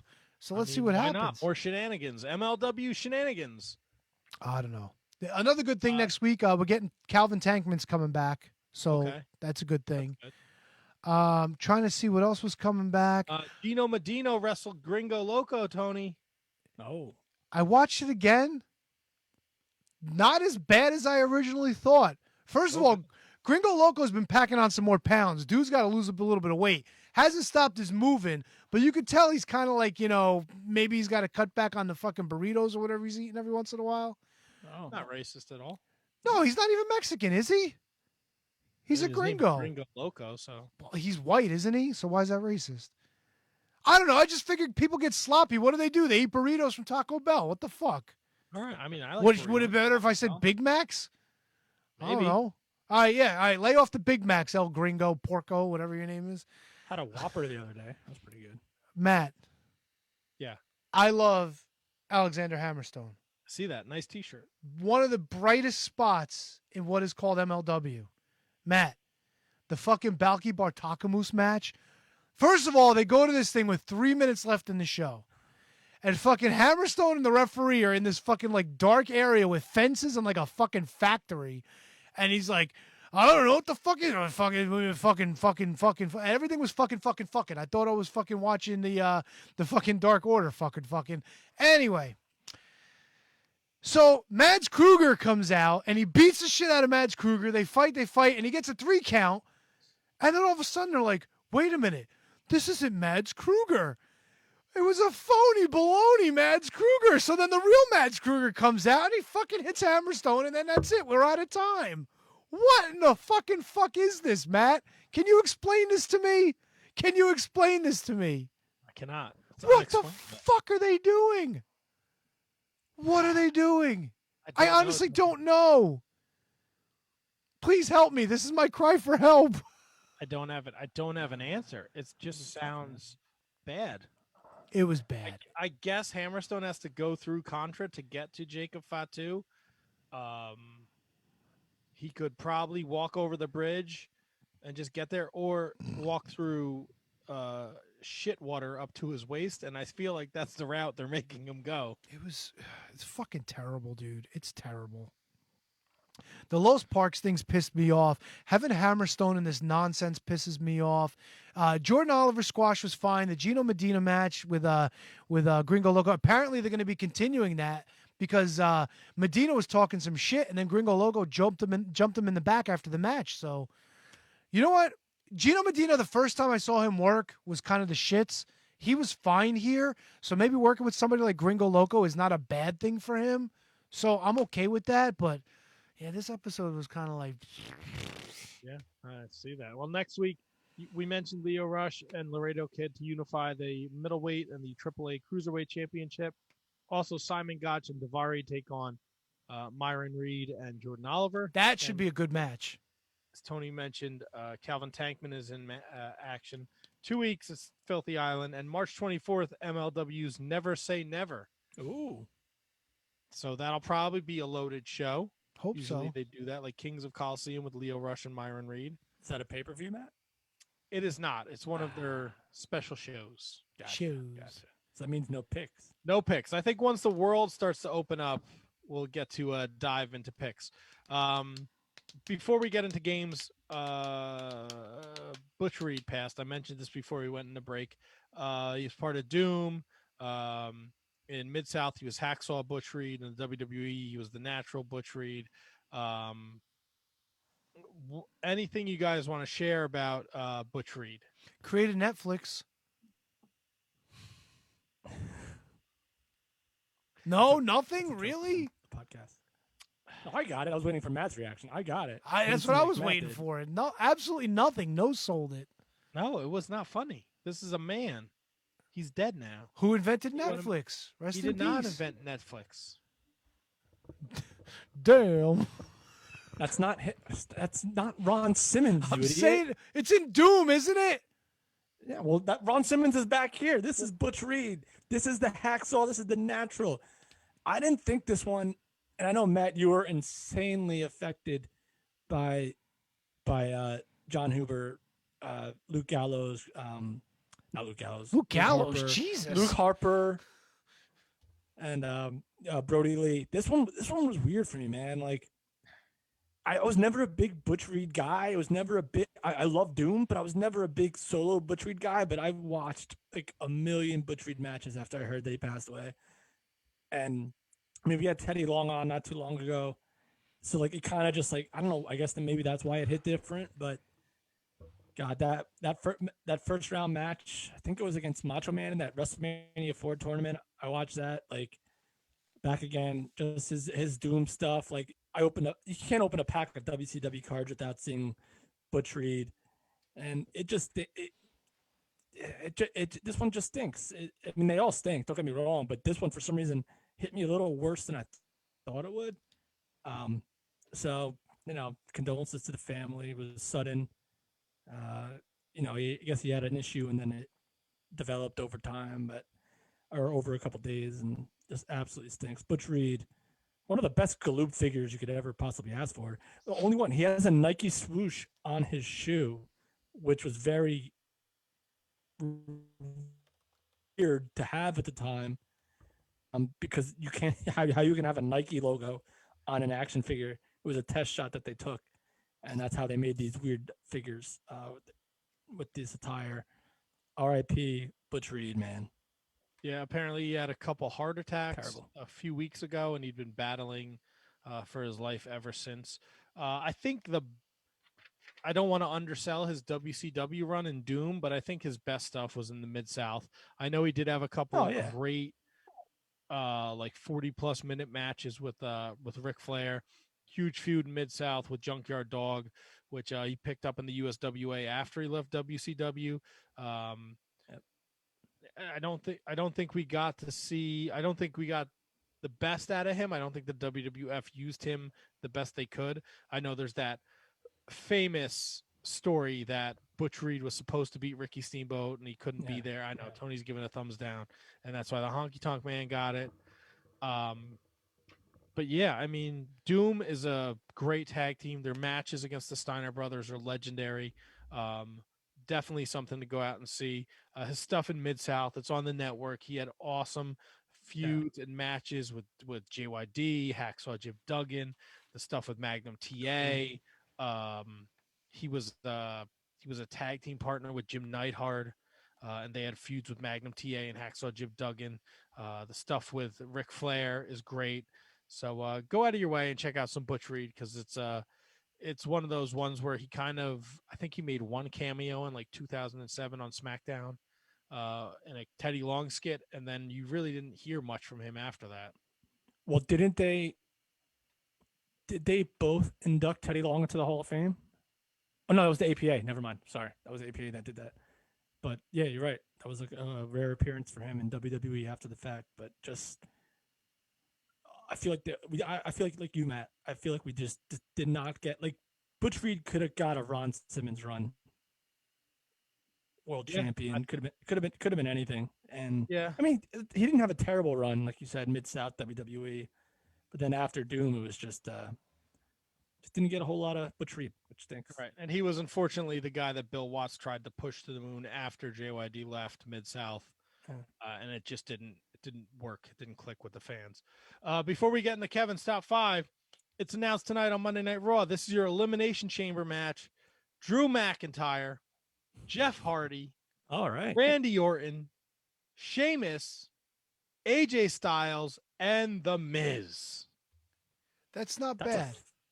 That's not bad. Tony, I knew you wanted to hate this so much, but once you heard the roster, you were like, all right, that's pretty good. Well, I guess that means Edge isn't challenging Drew McIntyre then, eh? Not if Drew McIntyre wins. But it's weird because usually the person has their pick before we get into Elimination Chamber, because then Elimination Chamber decides the other championship opportunity, doesn't it? No, but this is for the title. I hate these fucking pay-per-views that are based around matches. Oh, God. I just hate that there's a pay. I've always hated that there's a pay, and they've done it well, but I've hated that there's a pay-per-view between Royal Rumble and WrestleMania. I think that's what I've always hated. I think there's 2 this year. Yeah, but it just might be right. I think there's a fast lane. Yep, there is. Great Balls of Fire? No, because WrestleMania is not until late April this year. It's like the 21st and 22nd. Yeah, it's like I think it's like the 17th actually, or something like that. Yeah, but right? But I mean, the point is, there's going to be 2 pay-per-views in between. Yeah, Fastlane is March 21st. Fantastic. And Mania is April 10th and 11th. Okay, that's what it is. Fantastic. Well, then I guess it's not that late. I mean, it's later than usual, but it's only about a week. It's late enough that 2 pay-per-views in between them. That still grinds my gears. Matt, what else we got? Got games. We got games, baby. All right, boys. I will tell you this, ladies and gentlemen. This is a top 5 that has nothing to do with the Royal Rumble. So there we go. The Royal Rumble is in the rearview mirror. This is a weird topic that I thought about, and I may have actually done on the show, but not in this capacity. We've always heard the term, who's the Jannetty of a tag team, based on Marty Jannetty and Shawn Michaels. Not because Marty Jannetty was a failure, but mostly because Shawn Michaels had a tremendous, tremendous career. So this is a top 5 of former tag team champions that you might consider one of them being the Jannetty. But here's the twist. They are only WCW and ECW tag team champions. So the list is combined of 5 ECW and WCW tag team champions, not NWA, not Mid-South, not any of that, not Eastern Championship, not anything prior to that. This is ECW, WCW tag team champions, where one of them might have been the dastardly word, Jannetty. That's not a hint, Jannetty. So there's 5 of them, boys. I kind of like this question. I really like this question. You want to go first, T-Donk? Who would Kevin put on his list? That's the huge thing. This is a Kevin list. All right, I'll go John Cronus. T-Donk. Coming in Hotsky Magatsky. Tony, John Cronus of the Eliminators is number 3. All right. Ooh. Not bad. I don't think he's on the list, but I'm going to throw him out there. Stevie Ray. See, that's ridiculous, Matt. We got to have some music queued up here. Because not only is Stevie Ray on the list, Matt. Oh. Stevie Ray is number 1. Hot dog. My favorite, still to this day, just because I can't think of anyone else off the top of my head, my favorite guest that we've ever had on the show. Good career after Harlem Heat, not a great career after Harlem Heat. So Stevie Ray of Harlem Heat is number 1.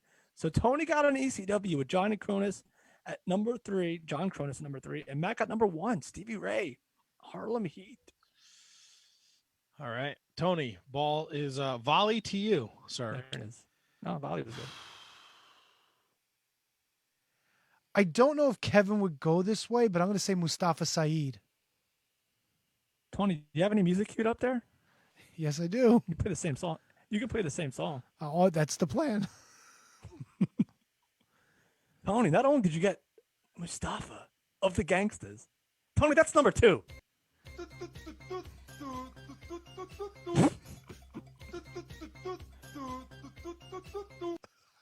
A lot of this was triggered by our Patreon episode where I was just thinking to myself about ECW tag teams, and I was like, let's parlay this into a list. But all right, so you guys got 2 ECWs, 1 WCW. I will tell you that the remaining teams are WCW. Okay, WCW tag team champions. One is the Jannetty. Mute this mic while I crack another beverage here. God, WCW tag team champions is Rick. And these Steiner, aren't like is Rick Steiner on the list, Kevin? I mean, is that your guess? That is my guess. Tony, cue the music.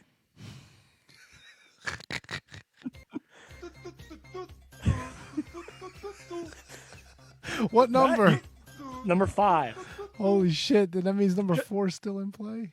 Just because the Steiner brothers are great, and Rick Steiner had a wonderful singles career in WCW, but he was still Rick Steiner to Scott Steiner, Big Papa Pump. But great tag team, and this is why I say, because Jannetty still had a good career post Rockers, but it just wasn't to the comparison of the other person. Right. So I'm not saying that Saturn had a great career or New Jack had a great career, just in comparison, they were better. So number 4 is still on the table. T-Donk, WCW Tag Team Champion, the Janetsky. As I take a swig of my new Truly hard seltzer tea. This is a shot in the dark. I don't think this is right, but I'm going to say Paul Roma is part of Pretty Wonderful. Great guess, Tony. Not on the list, but I thought about Paul Roma in so many different aspects because I wanted this to include WWE at some point, and thinking that Jim Powers was the Jannetty and Paul Roma was the good guy, or Hercules was the Shawn. And great guess. No, I love Pretty Wonderful, by the way. Loved Pretty Wonderful. He was also a horseman, T-Donk. Yeah, I know. I would have went with him and Arn Anderson as well because I think they were tag champs. But I went with Paul Orndorff because I think about that team. No, because I think Paul Orndorff had a better career. You know what? I think Orndorff may have had a better career than Arn Anderson. I don't know if that's a hot take or not, but great guess. Go ahead. It could have been. That could have been on the list, Tony. Easily. Matt, who you got? Scotty Riggs from the American Male. That was the other one I was going to go with. Tony, do you have music ready? See, you fucking lucky fucker. Friend of the show. Dear good friend of the show, Scotty Riggs, who unfortunately just suffered a loss recently in his family. So we send our condolences to Scotty Riggs. Is number 4 of the American Males. Had a good run with Raven and Raven's flock. Tremendous run, but Buff Bagwell ended up having a much greater run. So that is number 4 on the list. So, ladies and gentlemen, to recap your top 5, Steiner brothers, Marty Jannetty is Rick Steiner. American Males, number 4, Marty Jannetty is Scotty Riggs. Eliminators from ECW, John Cronus, number 3.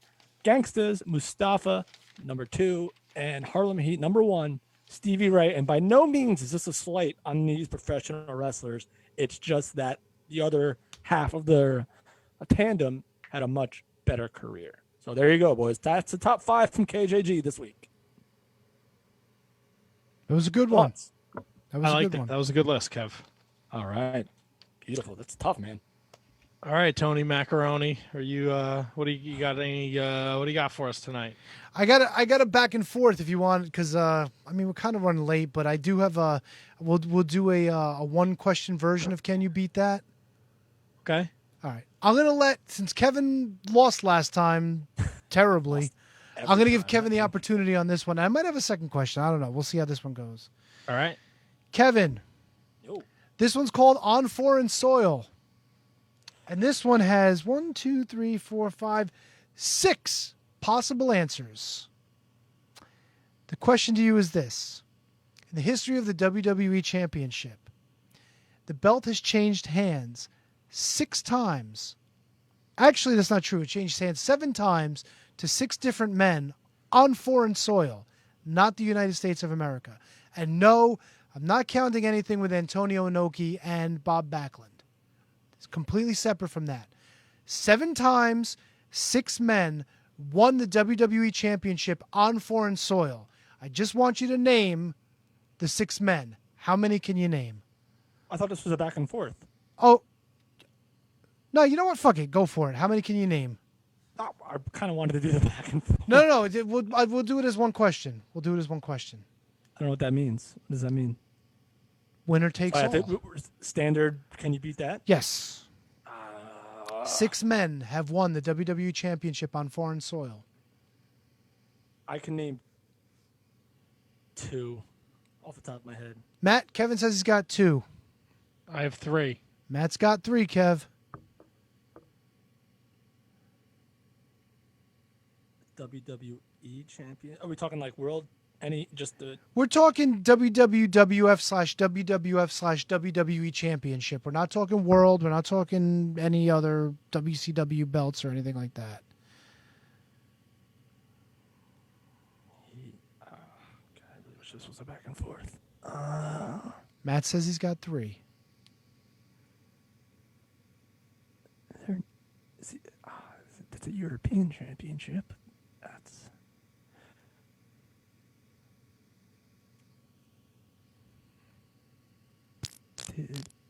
Well, I mean, this is a tough question. Not the biggest fan of Can You Beat That? Oh, sorry, Jesus.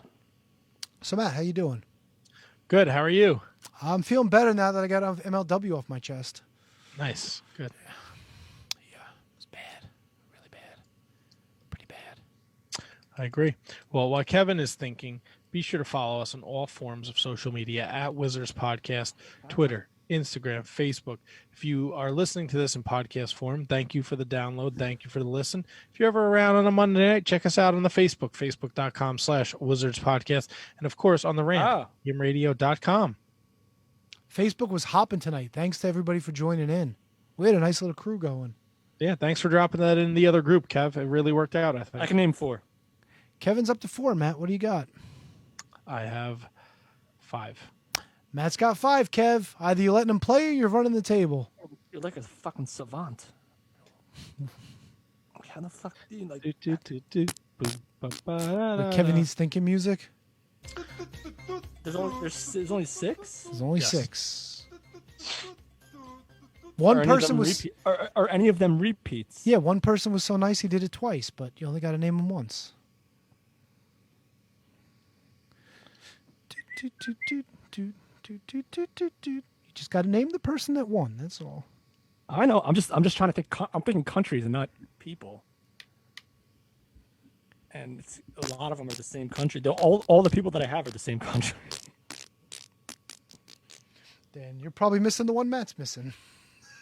No, but I only have 4.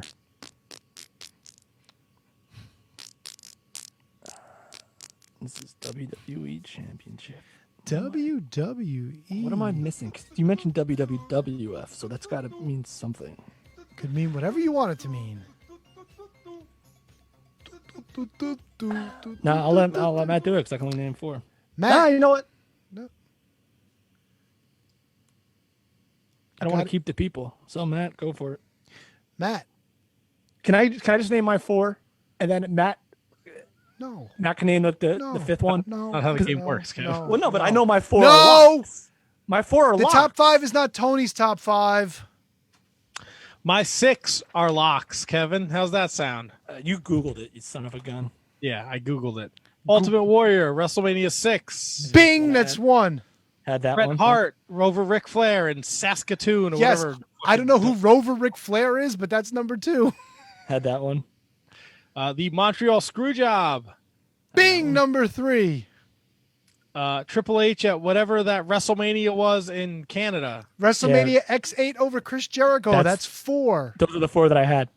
AJ Styles and that UK show on SmackDown that we watched at the Brown Bear Pub after the podcast one night. The only one on the list that wasn't in Canada, that was in Manchester, over the pond. No chance I did that. The one you guys are missing? Oh, you got the 6th I'm one? not missing it. Hold on.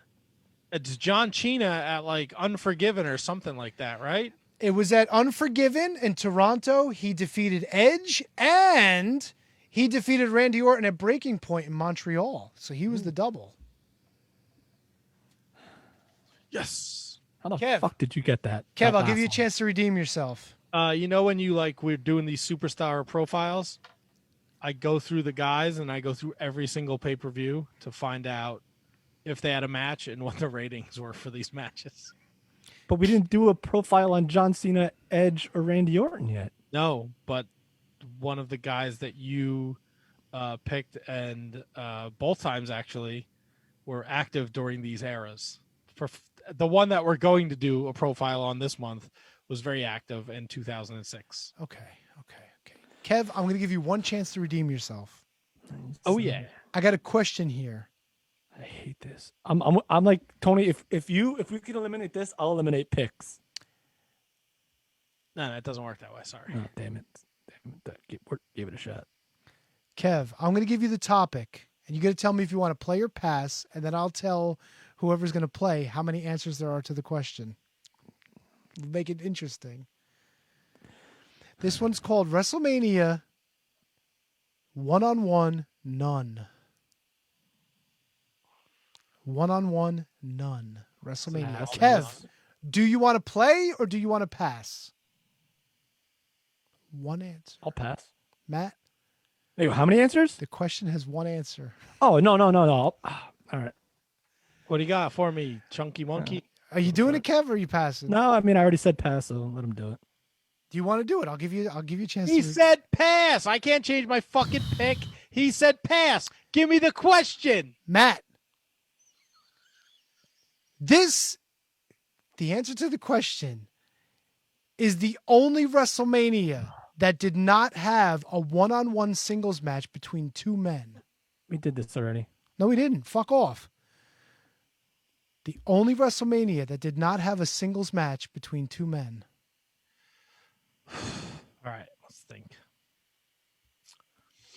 You're saying between two men, so that means there was a women's match. No, it's the only WrestleMania that did not have a singles match between two men.